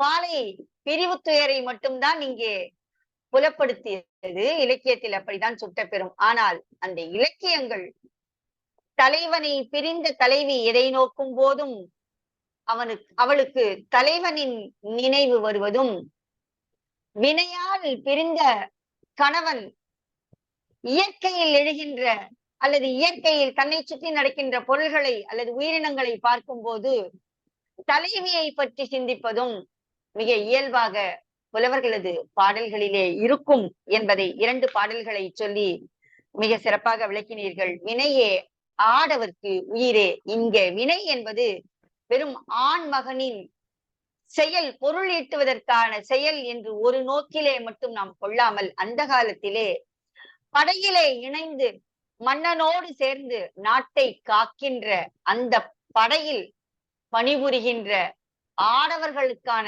செயலை குறிப்பதாக கூட நாம் கொள்ளலாம். அப்படி அவர்கள் மன்னவனோடு படை நடத்தி செல்லும் போது அவர்களது உயிர் எப்படி இருக்குமோ, அவர்களது செயல்பாடு எப்படி இருக்குமோ என்ற ஒரு ஐயப்பாட்டில் அல்லது அந்த நிலைமையை கொண்ட மன சஞ்சலத்தில் இருப்பதால் தான் மனை உரை மகளிர்க்கு ஆடவர் உயிர் என்று அவர் குறித்திருக்க கூடும் என்று நான் சிந்திக்கிறேன். அடி தாங்கும் அளவின்றி அடலென்ன வெம்மையால் கடியவே கணங்குடாய் காடின்றாய் அக்காட்டில் துடி அடி கையந்தலை கலக்கி பிடியூட்டி பின் தானுண்ணும் களிறு என்று இன்னொரு பாடல் குறிக்கும். அப்படி காடுகின்ற இன்ப இடமெல்லாம் தலைவியை தலைவனும் தலைவி தலைவனையும் சிந்தித்திருக்கின்ற ஒத்த மனத்தினராய் அந்த காலத்திலே அவர்கள் இருந்திருக்கிறார்கள் என்பதை படிக்கும் போது நமக்கு நிச்சயமாக இன்பம் எழுவதை மறுக்க முடியாது. அந்த வகையிலே உங்களுடைய கருத்துக்கள் மிகச் சிறப்பம்மா, வாழ்த்துகள். அடுத்ததாக முனைவர் சு. ஆ. பழனிசாமி அவர்கள் ஈரோடில் இருந்து இணைந்திருக்கிறார்கள். வெண்பாவிற்கு ஒரு புகழேந்தி, நள வெண்பா, அருமையான ஒரு நூல். மகாபாரதத்தின் கிளைக்கதை என்று கூட அதை சொல்வார்கள். ஆக புகழேந்தி புலவரின் கருத்துக்களை தன்னுடைய உரையாக்கி தருவதற்காக ஐயா வந்திருக்கிறார். வாருங்கள் ஐயா. அன்பு ரொம்ப வணக்கம் நடுவர்களே, அழகாக சொல்லிக் கொண்டிருக்கிறீர்கள். வணக்கம். வணக்கம் ஐயா. கோதை ஆண்டாள் தமிழை ஆண்டாள் அவள் வரிகளை தொட்டு ஆரம்பிக்கின்றேன். அம்பரமே தண்ணீரே சோரே அறம் செய்யும் எம்பெருமான் நந்தகோபாலா எழுந்திராய், கொம்பனார்க்கெல்லாம் கொழுந்தே குலவிளக்கே எம்பெருமாட்டி யசோதாய் அறிவுராய், அம்பரம் ஊரறுத்து ஓங்கி உலகளந்த கும்பர்கோமானை உறங்கால் எழுந்திராய், செம்பொற்கடலாடி செல்வா பலதேவா உம்பியும் நீயும் உறங்கையலோர் எம்பாவா என்று அந்த வைரவரிகளில் நான் ஆரம்பிக்கின்றேன். அம்மா, எத்தனையோ புலவர்களை பார்க்கின்றோம். புலவர்கள் என்றாலே அவர்களுக்கு உண்டான ஒரு புலமை சிறப்பும் தமிழினுடைய ஆளுமையும் சொல்லாற்றலும் சொல்லாட்சியும் உங்களுக்கு தெரியாத எத்தனையோ இருந்திருக்கின்றது. ஆனால் இந்த புகழேந்தி புலவருடைய இந்த செயலை படிக்கும் பொழுதெல்லாம் எங்கள் அப்பா கல்லூரி பேராசிரியரோடு கிடையாது, அவர் நலவெண்பாவை பாடிக்கொண்டே இருப்பார். அவர் சும்மா ஒரு 7வது தான் படிச்சிருந்தாருங்க, சந்தை வியாபாரி. ஆனா நலவெண்பாவை பற்றி சொல்லி சொல்லி சொல்லி எனக்கு ஒரு ஆசை அதுல வந்துருச்சு. வெண்பாவின் விருத்தத்திற்கு ஒரு கம்பன் சொல்ற மாதிரி வெண்பாவிற்கு புகழேந்தி அப்படி இருந்திருக்கிறார் சொல்லி சொல்றாங்க. ஒரு அருமையான கிளைக்கதை நலன் தமையந்தி, அந்த கதையில் எல்லோருக்கும் தெரியும். அந்த கதையை எப்படி கையாண்டு கொண்டு வருவது என்பதை இந்த வெண்பாக்களின் மூலமாக அற்புதமான எழுத்தோவியங்களாக அப்படியே மனக்காட்சியில் நம்ம கொண்டு வந்து சேர்க்கும் அளவிற்கு அருமையான செயல்களை பாடியிருக்கின்றார். எவ்வளவு உதாரணங்கள் சொல்லிக்கொண்டே போகலாம். அந்த மாவிந்தம் நகரத்தை பற்றி சொல்லும் பொழுது அவ்வளவு அழகாக குறிப்பிடுகின்றார். நின்று புயல்வானம் பொழிந்த நெடுந்தாரை என்றும் அகிழ்கமடும் என்பதால் தென்றல் அலர்த்தும் கொடிமாடத்து ஆயிழையார் ஐம்பால் புலர்த்தும் புகைவான் புகுந்து, இவ்வளவு நறுமணம், அப்பேற்பட்ட அழகு ஒவ்வொன்றை சொல்லும் பொழுதும் மிக பிரமாதமாக விவரிக்கின்றார். வெஞ்சிலையே கோடுவன, அங்கே பாருங்க, வெஞ்சிலையே கோடுவன, மென்குழலே சோறுவன, அம்சிலம்பே வாய்விட்டு அரட்டுவன, கஞ்சம் கலங்குவன, மாளிகை மேல் காரிகையார் கண்ணே விளங்குவன மெய்நெறியை விட்டு. கொஞ்சம் எதிர்மறையாக சொல்லுகின்றார். எதெல்லாம் வளையும், எதெல்லாம் செய்ய, அத்தனைக்கும் அதிலும் ஒரு புகழ்ச்சியை கொண்டு வந்து வைத்து விடுகின்றார். அங்க வந்து கோடுவது வெஞ்சனை மட்டும்தான், வேறு யாரும் கிடையாது என்று சொல்லுகிறார். அப்பேற்பட்ட வளமை மிகுந்த அந்த செயல்களை படிக்கும் பொழுது நமக்கு அத்தனை ஆச்சரியமாக இருக்கின்றது. சனியினுடைய அந்த கொடுமைகளை சொல்லும் பொழுதும் சனி எப்படி நலனை பற்றி கொள்ளுகின்றது, நலன் எப்படி துயரம் அடைகின்றான், சூதினால் எப்படியெல்லாம் மனம் வாட்டமடைகின்றான் என்பதெல்லாம் ஒவ்வொன்றுக்கும் அத்தனை விளக்கமான வெண்பாக்களால் சொல்லிக்கொண்டே வருவார். தமயந்தி வந்து சுயமரத்துக்குள்ளே சென்று பார்க்கும் பொழுது தேவர்களே வந்து மாறுவேடத்தில் உட்கார்ந்துருக்காங்க, எப்படியும் நமக்கு மாலை போட மாட்டாளா அப்படின்னு நினைச்சிட்டு. அப்போ அந்த தாதிமார்கள் வந்து தமயந்திக்கு ஒவ்வொரு ஊராக சொல்லுகிறார்கள், இந்த நாட்டை சேர்ந்தவன் இவன், சோழமன்னன் இப்படி, சேரமன்னன் இப்படி, இவன் பாண்டியன், இப்படிதான் சொல்லும் பொழுது அவ்வளவு வர்ணனைகள். நேரம் ஆய்வுங்கிறதுக்காக சும்மா மேலோட்டமாக சொல்லி விடுகின்றேன். அவ்வளவு அருமையான அந்த அந்த வர்ணனைகளை கேட்கும் பொழுதெல்லாம் எனக்கு அவ்வளவு ஆசை. நான் ஆங்கில பேராசிரியர்மா, நான் ஆங்கிலத்திலே முனைவர் பட்டம் பெற்று துணைத் தலைவராக இருந்து எல்லா இடத்துலையும் ஆங்கிலத்திலே தமிழ்நாடு முழுக்க பேசியிருக்கிறேன். ஆனால் கூட பாருங்க, நலவெண்பாவை எடுத்தால் என்னை மறந்து விடுகின்றேன். அப்பேற்பட்ட சொற்செறிவு, அப்பேற்பட்ட உதாரணங்கள், இந்த வார்த்தைகள் கம்பீரமான அணிவகுத்து வந்த வெண்பாவிற்குள் இருப்பதை பார்த்தால் என்றைக்கும் புகழேந்தி புலவரை நாம் பாடிக்கொண்டே இருக்க வேண்டும் என்று ஆசைப்படுகின்றேன். வாய்ப்புக்கு நன்றி, வணக்கம்மா. ஒரு ஆங்கில பேராசிரியராக இருந்து கொண்டு தமிழிலே உங்களுக்கு இவ்வளவு ஆற்றல் என்றால் உங்கள் தந்தையை நான் வணங்குகிறேன். சான்றோனாக்குதல் தந்தைக்கு கடமை. ஒரு பொருளை பத்தி சொல்லி சொல்லி சொல்லி அந்த குழந்தைக்கு ஆற்றலை ஊட்ட வேண்டிய, அறிவை ஊட்ட வேண்டிய, நல்லவற்றை ஊட்ட வேண்டிய பொறுப்பு பெற்றோருக்கும் ஆசிரியர்களுக்கும் நிச்சயமாக இந்த சமூகத்திலே இருக்கிறது. ரொம்ப அழகா ஆரம்பிச்சீங்க. அம்பரமே தண்ணீரே சோரே அறம் செய்யும். இதோட நிறுத்திக்கிறேன். ஏன்னா மதிய வேளை எல்லோருக்கும் வயிற்றிலே அழைப்பு ஒலிக்க தொடங்கும். அப்படி ஆண்டாள் பாடிய அருமையான ஒரு பாசுரத்தோடு ஆரம்பித்து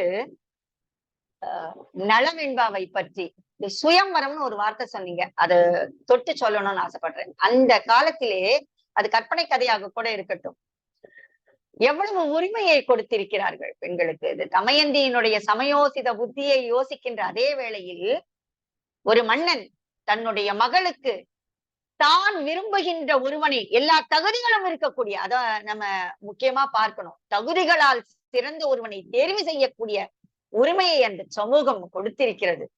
இன்றைக்கு நம்ம எந்த நிலையில இருக்கோம் அப்படின்னு நம்ம யோசிக்கணும்.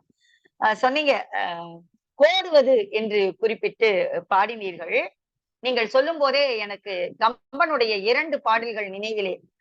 அழுதன கண்டெழுதன அந்த பூ அழுதன என்று ராமனை பிரியும் போது அந்த காட்சியை கம்பன் பாடுவான்.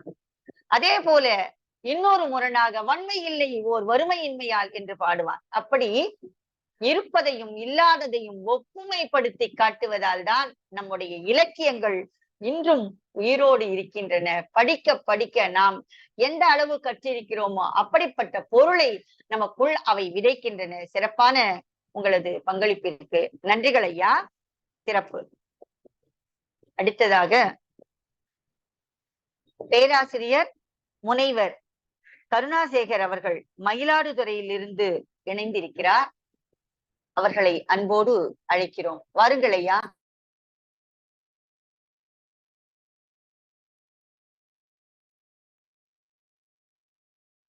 கேத்ரின் மெட்டில்டா இருக்கேன் வரிசையின்படி.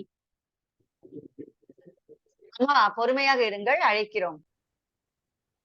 வாருங்கள் முனைவர் பேராசிரியர் திரு கருணாசேகர் அவர்களே, வாருங்கள் ஐயா.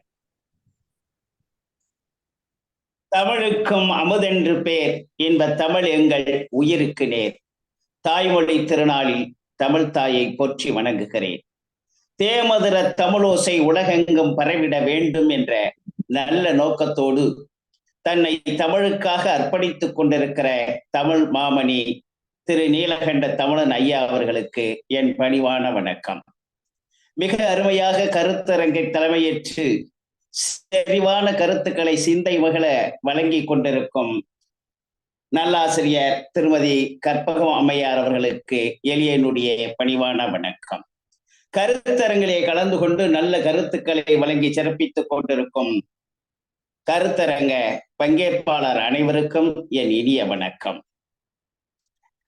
புறநானூற்றில் அமைந்திருக்கிற அற்புதமான புலவர்களில் மிக சிறப்பான நம் சிந்தையெல்லாம் பதிந்திருக்கும் பெருந்தகைமையுடைய கபிலர் என்கிற புலவரினுடைய பாடல்களில் சிலவற்றை உங்களோடு பகிர்ந்து கொள்வதிலே நான் மற்றற்ற மகிழ்ச்சி அடைகிறேன். முல்லைக்கு தேறிந்த கடையேழு வள்ளல்களில் ஒருவராகிய வேல்பாரியினுடைய மிகச்சிறந்த நண்பராக திகழ்கிற சிறந்த புலவர் தான் கபிலர் என்கிற அந்த புலவர். குறிஞ்சிக்கோர் கபிலர் என்று பாடப்படுகிற பெருமையுடையவர் அவர். புலன் அழுக்கற்ற அந்தலானன் என்று அவரை பாராட்டுவார்கள். அந்த அளவுக்கு நாவன்மையோடு நல்ல சிந்தனைகளை வழங்கக்கூடிய பெருமைக்குரிய சான்றோர் கபிலர் அவர்கள். செருத்த செய்யுள் செய் நாவின் வெறுத்த கேள்வி விலங்குபுகழ் கபிலர் என்று அவரை பாராட்டுவார்கள். பொய்யா நாவினன் கபிலன் என்று சொல்வார்கள். எந்த நிலையிலும் தன் புலமை தாழ்ந்து விடாமல் கம்பீரமான புலமையோடு பாடுகிற பெருமைக்குரிய புலவராக கபிலர் விளங்கினார். அதனால்தான் உவளை கூறா கவலையில் நெஞ்சில் கனவில் பாடிய நல்லிசை கபிலர் என்று பாராட்டுவார்கள்.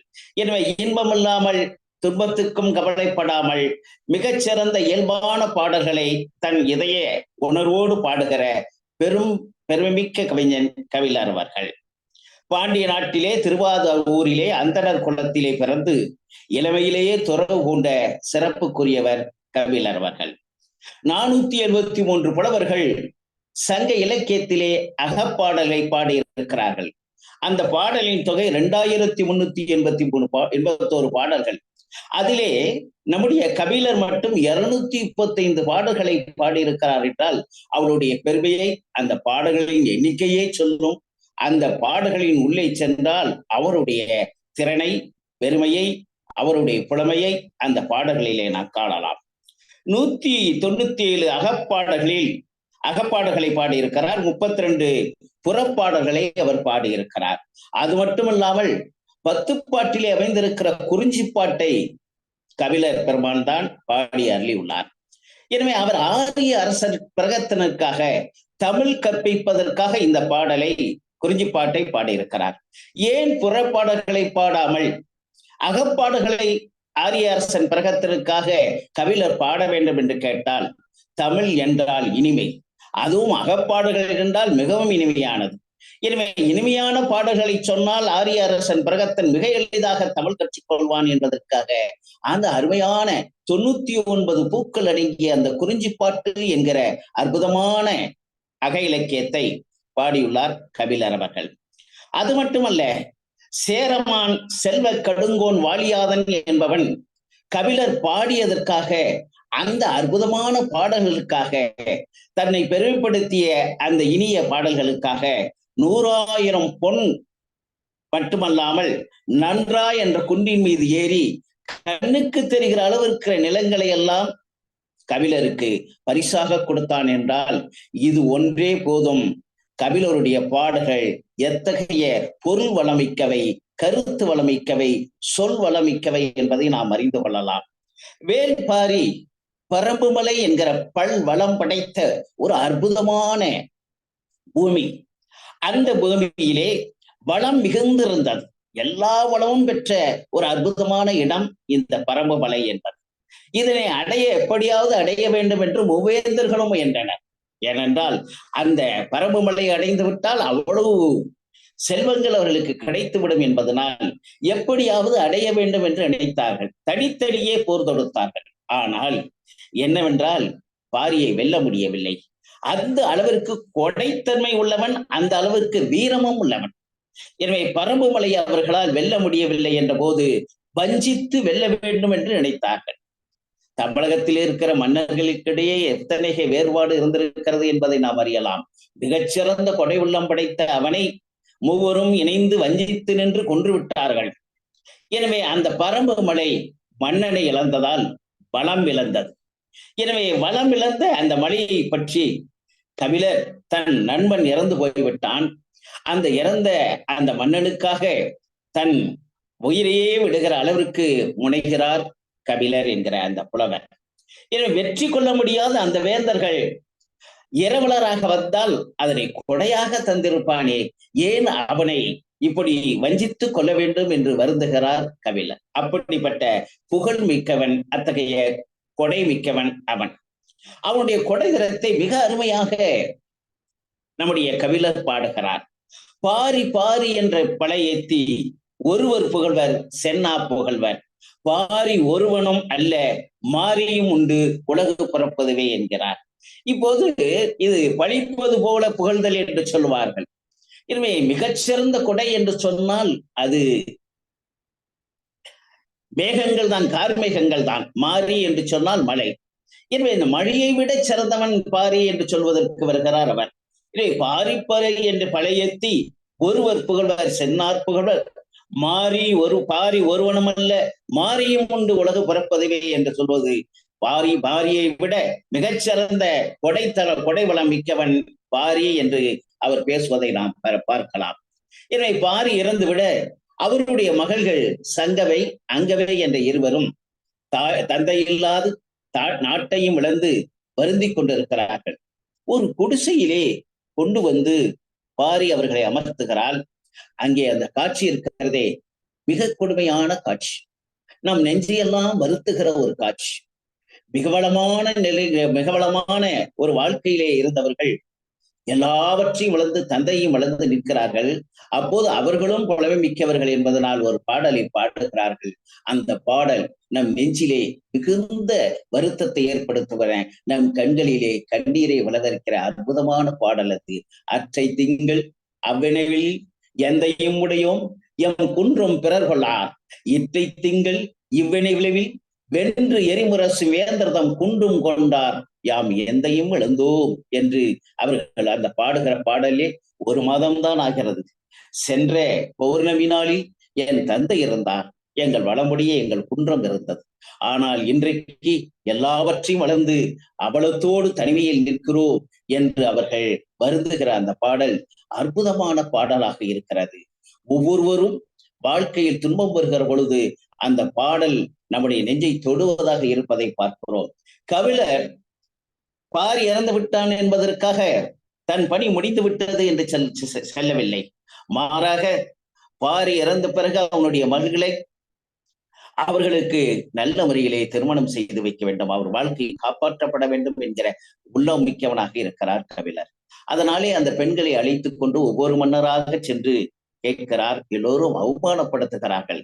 இருக்கும்போது பாரியின் வீரத்தையும் கொடையும் போற்றிய அந்த மன்னர்கள் அவன் இல்லாத போது அவனை கபிலரை அவமானப்படுத்துகிறார்கள். ஆனாலும் கபிலர் தன் மன்னனுக்காக அவர்கள் இருவரையும் மிகச்சிறந்த வாழ்க்கையை அமைத்து கொடுக்க வேண்டும் என்கிற எண்ணத்தோடு மலையமான் திருமுடிக்காரிடம் சென்று அவருடைய மகளை ஒப்படைத்து திரும்புகிறார். அதற்கு பிறகு கபிலர் என்ன செய்கிறார் என்றால், கபிலா, பாரியே, நீ என்னை இங்கு இரு என்று சொல்லிவிட்டு சென்று விட்டாய். உனக்கு நான் நெருங்கிய நண்பன் இல்லையா? இங்கேயே இரு என்று நீ சொல்லிவிட்டு போனது ஏன்? நான் அங்கு வருகிறேன். அங்கு வந்தால் இங்கு போலவே நாம் நட்பாய் இருக்கலாம் அல்லவா என்று வருந்துகிறார்.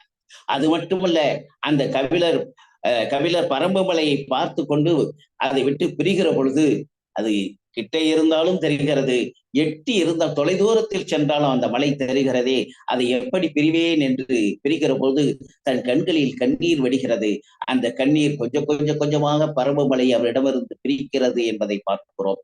இப்படி மிகச்சிறந்த அருமையான பாடல்களை பாடிய புலவர் கபிலர். அதனாலே மன்னன் இறந்து விட்டான். அவருடைய மல்களை சரியான இடத்தில் ஒப்படைத்து விட்டார். எதுபோல எந்த புலவனும் பார்க்க முடியாது. மன்னனிடத்திலே நட்பாக இருந்த ஒருவன் அவன் இறந்த பிறகும் கூட அவர்களின் மகளுக்காக தன் வாழ்க்கையை அர்ப்பணித்திருக்கிற ஒரு அற்புதமான புலவனாக, ஈர நெஞ்சுடைய புலவனாக நாம் கபிலரை பார்க்க முடிகிறது. இங்கு அதற்கு பிறகு வடக்கிருந்து உண்ணா நோன்பிருந்து உயிர் விட்டுகிறார் கபிலர். திருக்கோவில் பேரூராட்சி அருகிலே, தென்பெண்ணை ஆற்றின் அருகிலே சிறு குன்றின் மீது அவருடைய நினைவு சின்னம் இன்றும் இருக்கிறது. எனவே கபிலர் அற்புதமான புலவராக மட்டுமல்ல, ஒரு நல்ல நண்பனாக, அதுவும் உயிர் கொடுக்கும் தோழனாக, மிக அருமையாக நம்முடைய வள்ளுவர் பெருமான் சொல்வது போல, நட்பிற்கு வீற்றிருக்க யாதனில் கொற்பின்றி ஒல்லும் வாய் ஊன்றும் நிலை என்று சொல்வார். எனவே எப்போதெல்லாம் துன்பம் வருகிறதோ அப்போதெல்லாம் ஓடி வந்து உதவுகிற நல்ல தன்மையுடையதுதான் நட்பு என்று சொல்கிறார். எப்படி சங்க இலக்கியத்திலே கோப்பெருஞ்சோழன் பிசிராந்தார் நட்பை நாம் பார்க்கிறோமோ, அதுபோல கபிலரும் பாரியும் கொண்டிருந்த நட்பு உயர்ந்த தன்மை உடையது என்பதை பார்க்கிறோம். அதனால்தான் நபில் தோறும் நூநயம் போல் பயில் தோறும் பண்புடையாளர் தொடர்பு என்று வள்ளுவன் சொல்வான். எனவே அந்த நட்பு மிக உயர்வாக நம் நெஞ்சில் பதிகிற நட்பாக, என்றென்றும் பலரும் தன் வாழ்க்கையில் ஏற்றுக்கொள்கிற நட்பாக வாழ்ந்தால் இப்படி ஒரு நட்போடு வாழ வேண்டும் என்கிற அற்புதமான நட்பை நமக்கு பாரியும் கபிலரும் தருகிறார்கள் என்பதை அந்த பாடல்களை பார்க்கிறோம். ஜி போப் அதனால்தான் கபிலருடைய பாடல்களை தம் மனம் திளைத்தேன் என்று சொல்வதை பார்க்க முடிகிறது. அப்படிப்பட்ட உயர்ந்த புலவன் கபிலன். அவனுடைய பாடல்கள் ஒவ்வொன்றும் அற்புதமானவை. அவையெல்லாம் விவரிக்க நேரமின்மையின் காரணமாக ஓரிரு பாடல்களை உங்களோடு பகிர்ந்து கொள்வதற்கு இந்த நல்ல வாய்ப்பை வழங்கிய அத்துணை பேருக்கும், எங்கள் அன்பிற்குரிய மதிப்பிற்குரிய திரு நீலகண்ட தமிழன் ஐயா அவர்களுக்கும் நடுவர் அவர்களுக்கும் இந்த இனிய நேரத்தில் எனது நன்றியை தெரிவித்து நிறைவு செய்கிறேன். நன்றி, வணக்கம். நன்றி எப்படி சொல்வது என்று யோசிக்கிறேன் ஐயா. இனிமையாக சென்று கொண்டிருந்த இந்த நிகழ்வில் உங்களது உரை ஒரு இறுக்கத்தை ஏற்படுத்தியது என்றால் அது மிக இல்லை.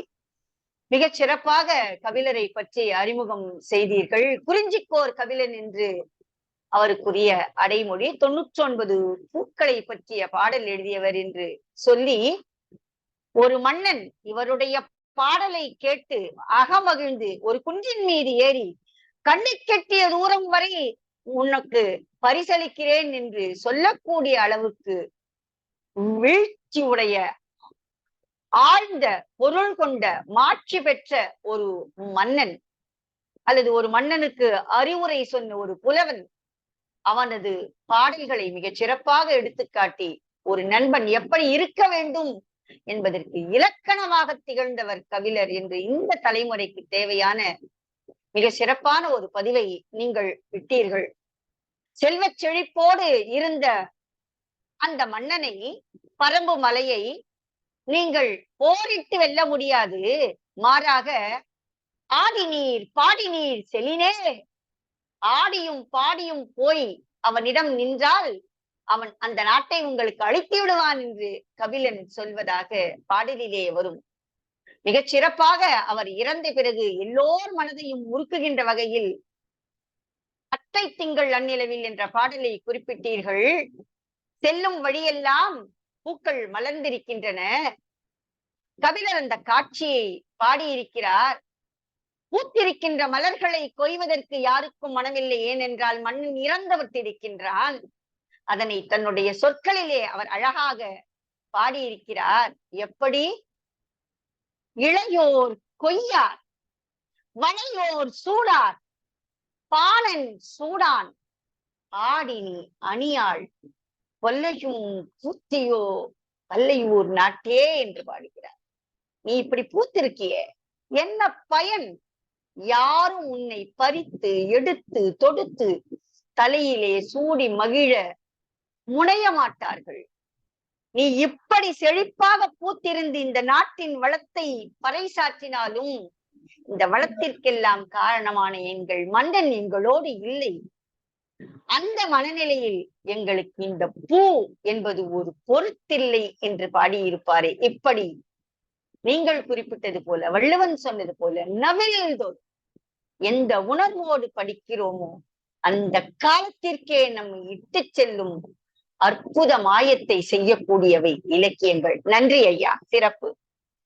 அடுத்ததாக அரக்கோணத்தில் இருந்து இணைந்திருக்கிறார் திருமதி ஜோ கேத்தரின் மெட்டில்டா அவர்கள். ஆலங்குடி வங்கனார் என்ற புலவரை நமக்கெல்லாம் அறிமுகம் செய்ய உள்ளார். வாருங்கள் அம்மா.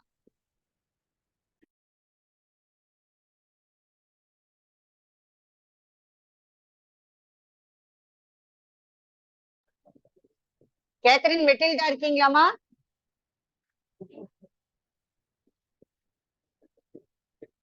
Catherine Matilda?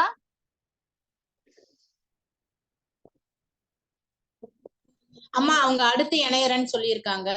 அடுத்தவங்க திருமதி ரமணி பாலசாமி அவர்கள். அம்மா ஒலிவாங்கியை தெரிந்துக்கோங்க.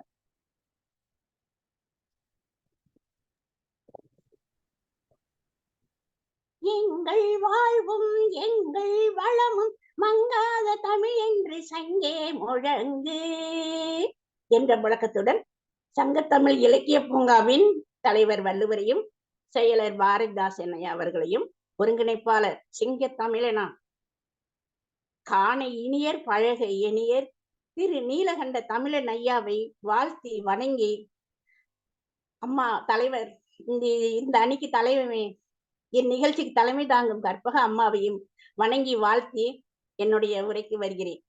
நான் பேச விரும்பும் புலவர் பே சுந்தரனார். தமிழுக்கு நிறைய சிறப்பு இருக்கிறது. 3 தமிழ், முத்தங்கம், அரசர் மடியில் வளர்ந்தவள், இப்படியெல்லாம் இருந்தாலும் இயல் இசை நாடகம்னு நம்ம தமிழுக்கு ஒரு பெருமை இருக்கு. அதுல நாடக தமிழ் இலக்கியத்துல இல்லை. அந்த குறையை போக்கியவர் இவர். அவர் எழுதிய நூல் மனோன்மணியம் என்ற நூல். அவரை பற்றி நான் பேசுகிறேன். சுந்தரம் பிள்ளை அவர்கள் இவர் மிக புகழ்பெற்ற நாடகங்களை தமிழிலேயே முதன்முறையாக கட்டி மனோன்மணியம் என்ற நாடகத்தில் இயற்றியவர். இந்நூல் செய்யுள் நடையிலேயே அமைந்துள்ளது. பெரும்பாலும் ஆசிரியப்பாவிலேயே அமைந்திருக்கிறது. இந்நூல் 1891 வெளியிடப்பட்டது. இது ஒரு இன்பவியல். அதாவது அந்த காலத்துல நாடகம் அதோட முடிவை பத்தி அந்த நாடகத்துக்கு பேர் சொல்லுவாங்க. இன்பத்துல முடிகிற நாடகம், துன்பத்தில் முடிய நாடகம்னு சொல்லுவாங்க. இவரோட நாடகம் இன்பத்தில் முடிகிற நாடகமாம். இன்பவியல் நாடகம் எழுதியுள்ளார். மேலும் கனவிலே, இந்த கதையோட அம்சம் என்னன்னா, கனவில் மனோன்மணி என்பவள் கனவிலே வந்த ஒரு தமிழனை, ஒரு வீரனை கனவிலேயே காதலித்து அவளையே நினைவிலையும் மனம் முடிப்பதாக கதை. இந்த கதையில் அரசன் ஒரு கயவனை நம்பி அவனோட மகன் அவன் மகனுக்கு இவளை முனைமுடித்து அந்த நாட்டை கவர ஒரு கயவன் நினைக்கிறார். அதை தடுத்து அந்த கதையை முடிப்பது அந்த இவள் நினைத்த கணவன், காதலன். அப்படி முடிக்கிற கதையில தான் தலைவியின் தந்தை சீவகன். இக்காவியம் 5 கணங்களை கொண்டது. கதை முழுவதும் வாசிக்க வாசிக்க ஒரு முழு நீள திரைப்படத்தை பார்ப்பது போல் இருக்கும் ஆசிரியப்பா புரிந்தவர்களுக்கு. தமிழ் தெய்வ வணக்கத்தை சேர்த்து மொத்தம் 4502 அடிகளில் இந்த காண்டம் அமைந்துள்ளது. சுந்தரம் பிள்ளையார்கள் ஆழங்குளை என்ற ஊரில் 1855 பிறந்தவர். இவரது தந்தை பெருமாள் பிள்ளை, தாய் மாடத்தி அம்மாள். சைவ நெறி குடும்பத்தை சேர்ந்தவர்கள். இளமையிலேயே தேவாரம், திருவாசகம் இவற்றை கரைத்து குடித்தவர். 1872 ஆசிரியர் பணியை மேற்கொண்டவர். அவர் கடைசி வரைக்கும் ஆசிரியர் பணியிலேயே இருந்தார். மிக இளவயதில் மறைந்தவர். இவர் தத்துவத்துறையில் ஆசிரியராக பொறுப்பேற்று இருந்தார். 42 வயதில் தான் இறந்தார். இவரது முதல் நூல் படைப்பு நூற்றுத்தொகை என்ற நூல் 1888 வெளிவந்தது. 2வது பண்டைய மன்னர்கள் என்ற ஆராய்ச்சி நூலை 1884 வெளியிடப்பட்டது. மேலும் இவர்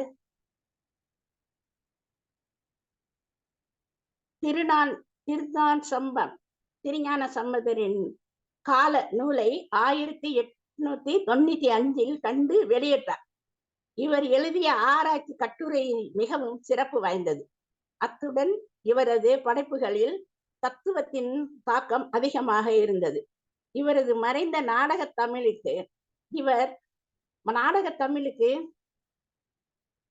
இவரோட மறைவு நாடக தமிழுக்கு பேர் இழப்பாக அமைந்தது. இவர் இருந்திருந்தால் இன்னும் பல நாடகங்களை இயற்றியிருப்பார். தமிழ் மொழியில்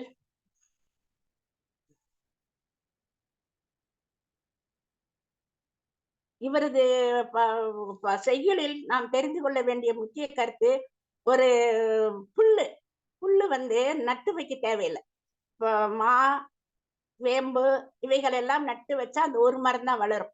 ஆனா புல்லானது ஒரு புல்லு இருந்தா அது அப்படியே பறந்துகிட்டே போகும். அதுக்கு என்ன காரணம்னா அதோட பூ மகரந்தமானது அந்த புல்லுக்கு மேல தூக்கி நிக்குமா. அந்த மாதிரி தமிழர்கள் உயர்ந்து நிக்கணும், நிமிர்ந்து நிக்கணும் அப்படிங்கிறத உணர்த்துறதுக்கு தான் அந்த புல்லை பத்தி அவரு பாடியிருக்கிறாரு, அந்த செய்யுள்ள சொல்லியிருக்காரு. 2வது மண்புழு தேவையில்லாததையெல்லாம் சாப்பிட்டுட்டு முக்கியமான உரம் போன்ற ஒரு களியை நிலத்துக்கு கொடுக்குது. அந்த மாதிரி மற்றவர்களுக்கு நம்ம உதவியா இருக்கணும் அப்படின்றதையும் அந்த செய்யுள்ள சொல்லியிருக்கிறார். இவரோட செய்யுள் நான் தமிழ் மீடியத்துல படிச்சவன் தான். 10-11 வருஷமா தமிழ் மீடியத்துல ஒரு புலவரோட குரலும் செய்யுளும் பாடமாக வரும். அந்த மாதிரி வந்ததுல மனோன்மணியமும் பாடமாக வந்தது. 16 செய்யுள் வந்தது. அதுல எனக்கு ரொம்ப பிடிச்சது இதுதான். இன்றைய காலையில் கடிகை வேல் தந்து வேலை முடிக்கணும் வண்டி, இன்று இரா முடியும் என் வினை போர்க்கும் இம்மையின் தம்மை இயக்குதற்கு இன்பம் பயக்கும் ஓர் இலக்கு வேண்டும். உயிர்க்கு அது தூண்டுதல் போலாகும். ஈண்டு எம்பொருள் தான் இன்புறதான் செய்தல் வேண்டும் என்பது செய்யும். இது ரொம்ப நாள் ஆச்சு படிச்சு, அதனால எனக்கு கடகடன்னு சொல்லி கண்ணாடி வேற வச்சதுனால என்னால கடகடன்னு படிக்க முடியல. நமக்குள் நம் இலக்கியத்துக்குள் நம் இலக்கியங்கள் மக்களுக்கு மட்டும், அரசர்களுக்கு மட்டும் உதவி இல்லை, எப்பவும் வருங்காலத்துல எல்லா மக்களுக்கும் உதவி செய்யும் வரையே, ஆலோசனை சொல்லும் வரை, அறிவுரை சொல்லும் வரை இருக்கிறது இந்த நூல். அதனால் இந்த நூலை அனைவரும் வாங்கி படித்து பயனடைய வேண்டும் என்று கேட்டுக்கொள்கிறேன். வாய்ப்புக்கு நன்றி கூறி முடிக்கிறேன். வணக்கம் அம்மா. சிறப்பு அம்மா. எல்லோரும் இலக்கியம், இயல், இசை என்று சொல்லும் போது முத்தமிழின் 3வது தமிழாம் நாடகத்தமிழ் தமிழகம் பெரும் புரட்சியை சந்தித்த மிகச் சிறப்பான மனோன்மணியம் என்ற ஒரு நாடக நூல் குறித்து இந்த வயதிலும் படித்து நீங்கள் படியுங்கள் என்று அத்தனை பேருக்கும் வேண்டுகோள் விடுத்து சிறப்பாக ஒரு உரை நிகழ்த்தினீர்கள். அந்த உரையில் இருந்து 2 கருத்துக்களை நான் சொல்ல வேண்டும் என்று ஆசைப்படுகிறேன். ஒன்று, புல் குறித்து நீங்கள் சொன்னது. எப்படி புல் ஒன்று இருந்தால் அப்படியே அது பரவுகிறதோ அது போல தமிழர்கள் இருக்க வேண்டும். ஆம், இந்த மொழியிலே உள்ள நூல்கள் எல்லாம் அத்தகைய தமிழர்களுடைய வசமாக வேண்டும், அவர்களது நெஞ்சத்திலே குடிகொள்ள வேண்டும். அதுதான் இந்த நிகழ்ச்சியின் நோக்கமாக அப்பா செய்து கொண்டிருக்கின்றார். இன்பம் பயக்கும் ஓர் இலக்கு வேண்டும் என்றீர்கள். அந்த இன்பம் அள்ள அள்ள குறையாத இன்பம் தமிழ் அமுது. அதை பருகும் போது அத்தனை பேருக்கும் கிடைக்கும். மிகச் சிறப்பான அந்த கதை சுருக்கத்தை சொல்லி மனோன்மணியம் பே. சுந்தரம் பிள்ளை அவர்களுடைய பெற்றோரை, அவர்கள் பிறந்த ஊரை நினைவுபடுத்தியமைக்கு நன்றி அம்மா. அடுத்ததாக அரக்கோணத்தில் இருந்து இணைகிறார் திருமதி கேத்தரின் மெட்டில்டா அவர்கள். ஆலங்குடி வங்கனார் என்பவரை பற்றி அவரது உரை. வாருங்கள் அம்மா, உங்கள் உரைக்கு காத்திருக்கிறோம்.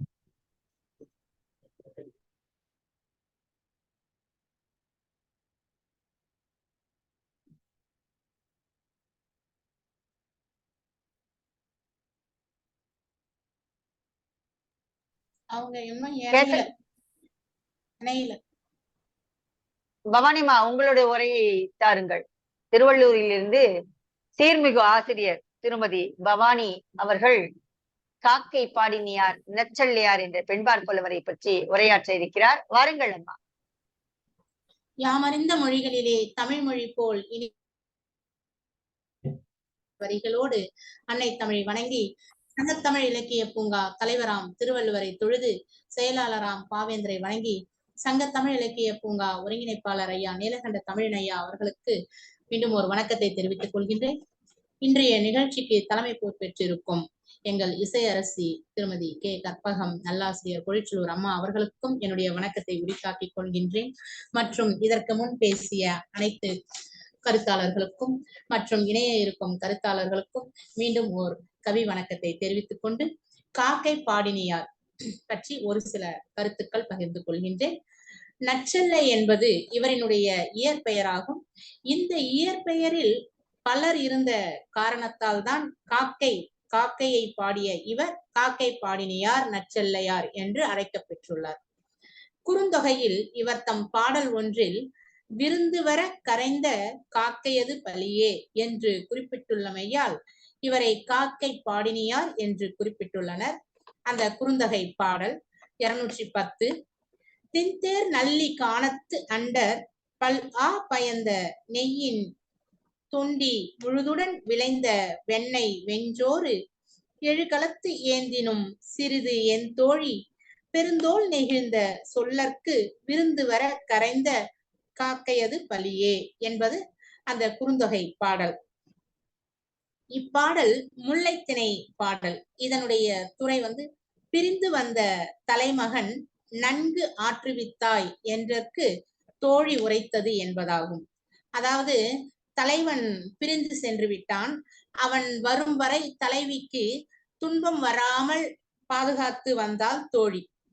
அந்த அவளுடைய பாதுகாப்பினை பாராட்டிய தலைவனுக்கு தோழி சொன்ன பாடலாக இது அமைகின்றது. தொண்டி என்ற ஊரில் உள்ள வயல்களில் விளைந்த வெண்மையான நெல் மிகவும் புகழ் வாய்ந்தது. கடையேழு வள்ளல்களுள் ஒருவரான நல்லி என்பவனுடைய காட்டில் வாழும் பசுக்களில் பால் வழியாக பெற்ற நெய் புகழ் வாய்ந்தது. வெண்ணெல்லை சோறாக்கி அதனுடன் நெய்யை கலந்து நெய் சோறு செய்து 7 மண்பானைகளில் அவற்றை வைத்து அதனை காக்கைகளுக்கு படையலாக படைத்தாலும் அது அக்காக்கைக்கு செய்த உதவிக்கு சிறிய நன்றியாகவே இருக்கும். ஏனெனில் அக்காக்கை காலையில் தலைவன் வருவான் என்பதை சொல்வதாக கரைந்தது. மாலை தலைவன் தலைவியை நாடி பெரும் பொருளுடன் வந்துவிட்டான். ஆகவே காக்கை செய்த உதவிக்கு எவ்வளவு சோறு கொடுத்தாலும் அது சிறிய அளவினதே ஆகும். காக்கை பாடினியார் இயற்றிய நூல் காக்கை பாடினியம் எனப்பட்டது. இந்த நூல் தோன்றிய காலம் கிபி 6ஆம் நூற்றாண்டு. அவர் காக்கை பாடினியார் செய்துள்ள புதுமைகள் என்று பார்த்தால், தொல்காப்பியர் செயலில் வரும் அசைக்கூறுகளை, அதாவது நேர், நிறை, நேர்வு, நிறைவு என 4ஆக பகுத்து காட்டினார். தொல்காப்பிய புலவர் தோன்ற விரித்துரைத்தார். பல்காப்பியனார் பகுத்து பண்ணினார். நல்யாப்பு கற்றார் மதிக்கும் கலை காக்கை பாடினியார் சொற்றார் தம் நூலுள் தொகுத்து என்று பாடியுள்ளார். காக்கை பாடினார். வாய்ப்பிற்கு நன்றி கூறி விடைபெறுவது உங்கள் அன்பு சகோதரி து. பவானி, திருவள்ளூர். நன்றி. மிக சிறப்பான ஒரு உரை. இன்றும் கூட காகம் கரைந்தால் யாராவது விருந்தினர் வரப்போகிறார்கள் என்று நாம் சொல்வது நம்முடைய வழக்கமாக இருக்கிறது. இன்றும் கூட பலர் தங்களுடைய வீடுகளில் காக்கைக்கு உணவிட்டு பிறகு தாங்கள் உண்வதை வழக்கமாக கொண்டிருக்கிறார்கள். மிகச் சிறப்பாக சொன்னீர்கள். நண்பகல் உணவு நேரம். புகழ்பெற்ற நள்ளி அவனுடைய பகுதியில் இருந்து வருகின்ற ஒரு பால், அந்த பாலில் இருந்து எடுக்கப்படுகின்ற நெய், மணமிக்க நெய். அந்த நெய்யை வெண்சோற்றில் இட்டு, சோறே பாருங்க என்ன அழகா சொல்றாங்க, வெண்சோறு. சாதத்தை வெண்சோர் என்று மறைமலையடிகள் சொல்லுவார். அப்படி வெண்சோற்றிலே நெய்யை பெய்து, மூட நெய் பெய்து என்று ஆண்டாள் பாடுவாள். நெய்யை பெய்து அந்த சாதம், அந்த வெண்சோறு 7 பானைகளில், இது ஒரு மரபாக இருக்கிறது. எங்கள் ஊர் பகுதிகளுக்கு இரவலர்கள் வருவார்கள். அவர்கள் பாடும்பொழுது 7 பானை பொங்கல் 7 பானை பொங்கல் என்று பாடுவார்கள். அதனால்தான் நான் இரவலர்கள் என்று குறிப்பிட்டேன். இன்றும் கூட பூரி ஜெகநாத்தில் அப்படி பானைகளை அடுக்கி சமைப்பதாகவும், அதில் மேலுள்ள பானை முதலில் வெந்து விடுவதாகவும் பார்த்தவர்கள் குறிப்பிடுகிறார்கள். அப்படி 7 பானைகளில் வெண்சோரை ஆக்கி காகத்திற்கு இடும்போது அது கரைந்து, அது கரையும் அந்த நிகழ்வை தலைவன் வருவான் என்று தலைவி நம்புவதாக, மாலையில் அதை நம்பியதற்கு ஏற்ப தலைவன் பெரும் பொருளோடு வந்தான் என்பதை நீங்கள் சொன்னீர்கள். முல்லை திணை என்று குறிப்பிட்டீர்கள். முல்லை திணை அதனுடைய பொருள் ஆற்றி இருத்தல். எதை? தலைவன் பிரிந்த துன்பத்தை ஆற்றி இருத்தல் என்று இலக்கியம் பேசும். பரவாயில்ல, நம்மளை விட்டுட்டு தானே பொருள் தேட தானே போயிருக்காங்க, வந்துருவாங்க, இதை நாம் பொறுத்து கொள்ள வேண்டும் என்று நம் எல்லோருக்கும் அறிவுரை சொல்வது போல, துன்பம் வந்தாலும் கூட பெண்களோ அல்லது ஆண்களோ அதை தாங்கிக் கொள்ளுகின்ற பக்குவம் வேண்டும் என்றுதான் திணையாக அதை வகைப்படுத்தி ஒவ்வொரு திணைக்கும் ஒரு துறை என்று பெயரிட்டு நம் முன்னோர்கள் பாடலை பாடியிருக்கிறார்கள். இயல்பாக சாதாரணமாக நிகழ்கின்ற ஒரு செயலை மிக பெரிய ஒரு வரலாற்றோடு அல்லது வாழ்க்கையோடு தொடர்பு படுத்தி பாடிய அந்த பெண்பார் புலவரை இன்று நாம் மனம் கொள்ளத்தக்க வகையிலே நினைந்து போற்றும் வகையிலே சிறப்பாக எடுத்துக்காட்டிய திருவள்ளூரை சேர்ந்த சீர்மிகு ஆசிரியர் நம்முடைய அன்பிற்குரிய சகோதரி பவானி அவர்கள் மிக சிறப்பாக எடுத்துக் கூறினீர்கள் அம்மா. பாராட்டுகள், வாழ்த்துகள். இணையத்தில் வேறு யாராவது புலவர்களை பற்றியோ அல்லது கேத்தரின் அம்மா தயாரா இருக்கீங்களா? இருந்தால் நீங்கள் உரையாற்றலாம். கேத்தரின் மெட்டில்டா,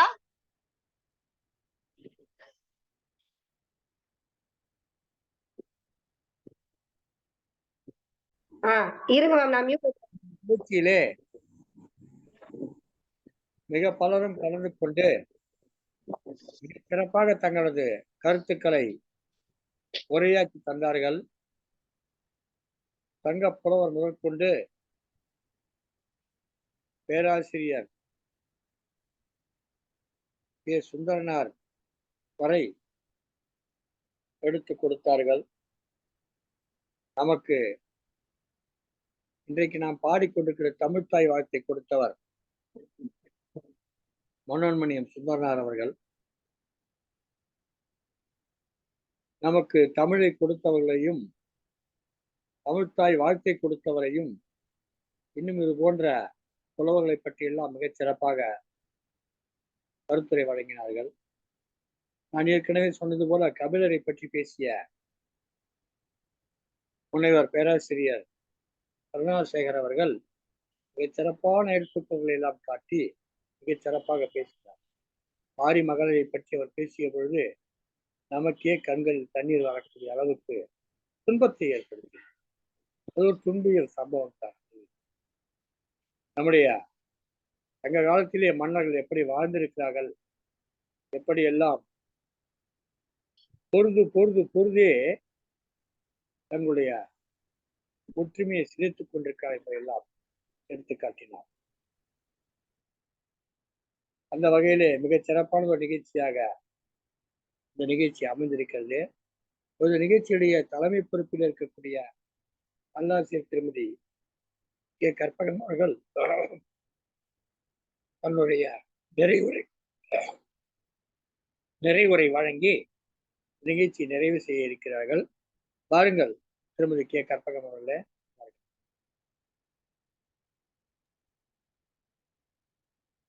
நன்றி அப்பா. அனைவருக்கும் மீண்டும் என்னுடைய பணிவான வணக்கங்கள்.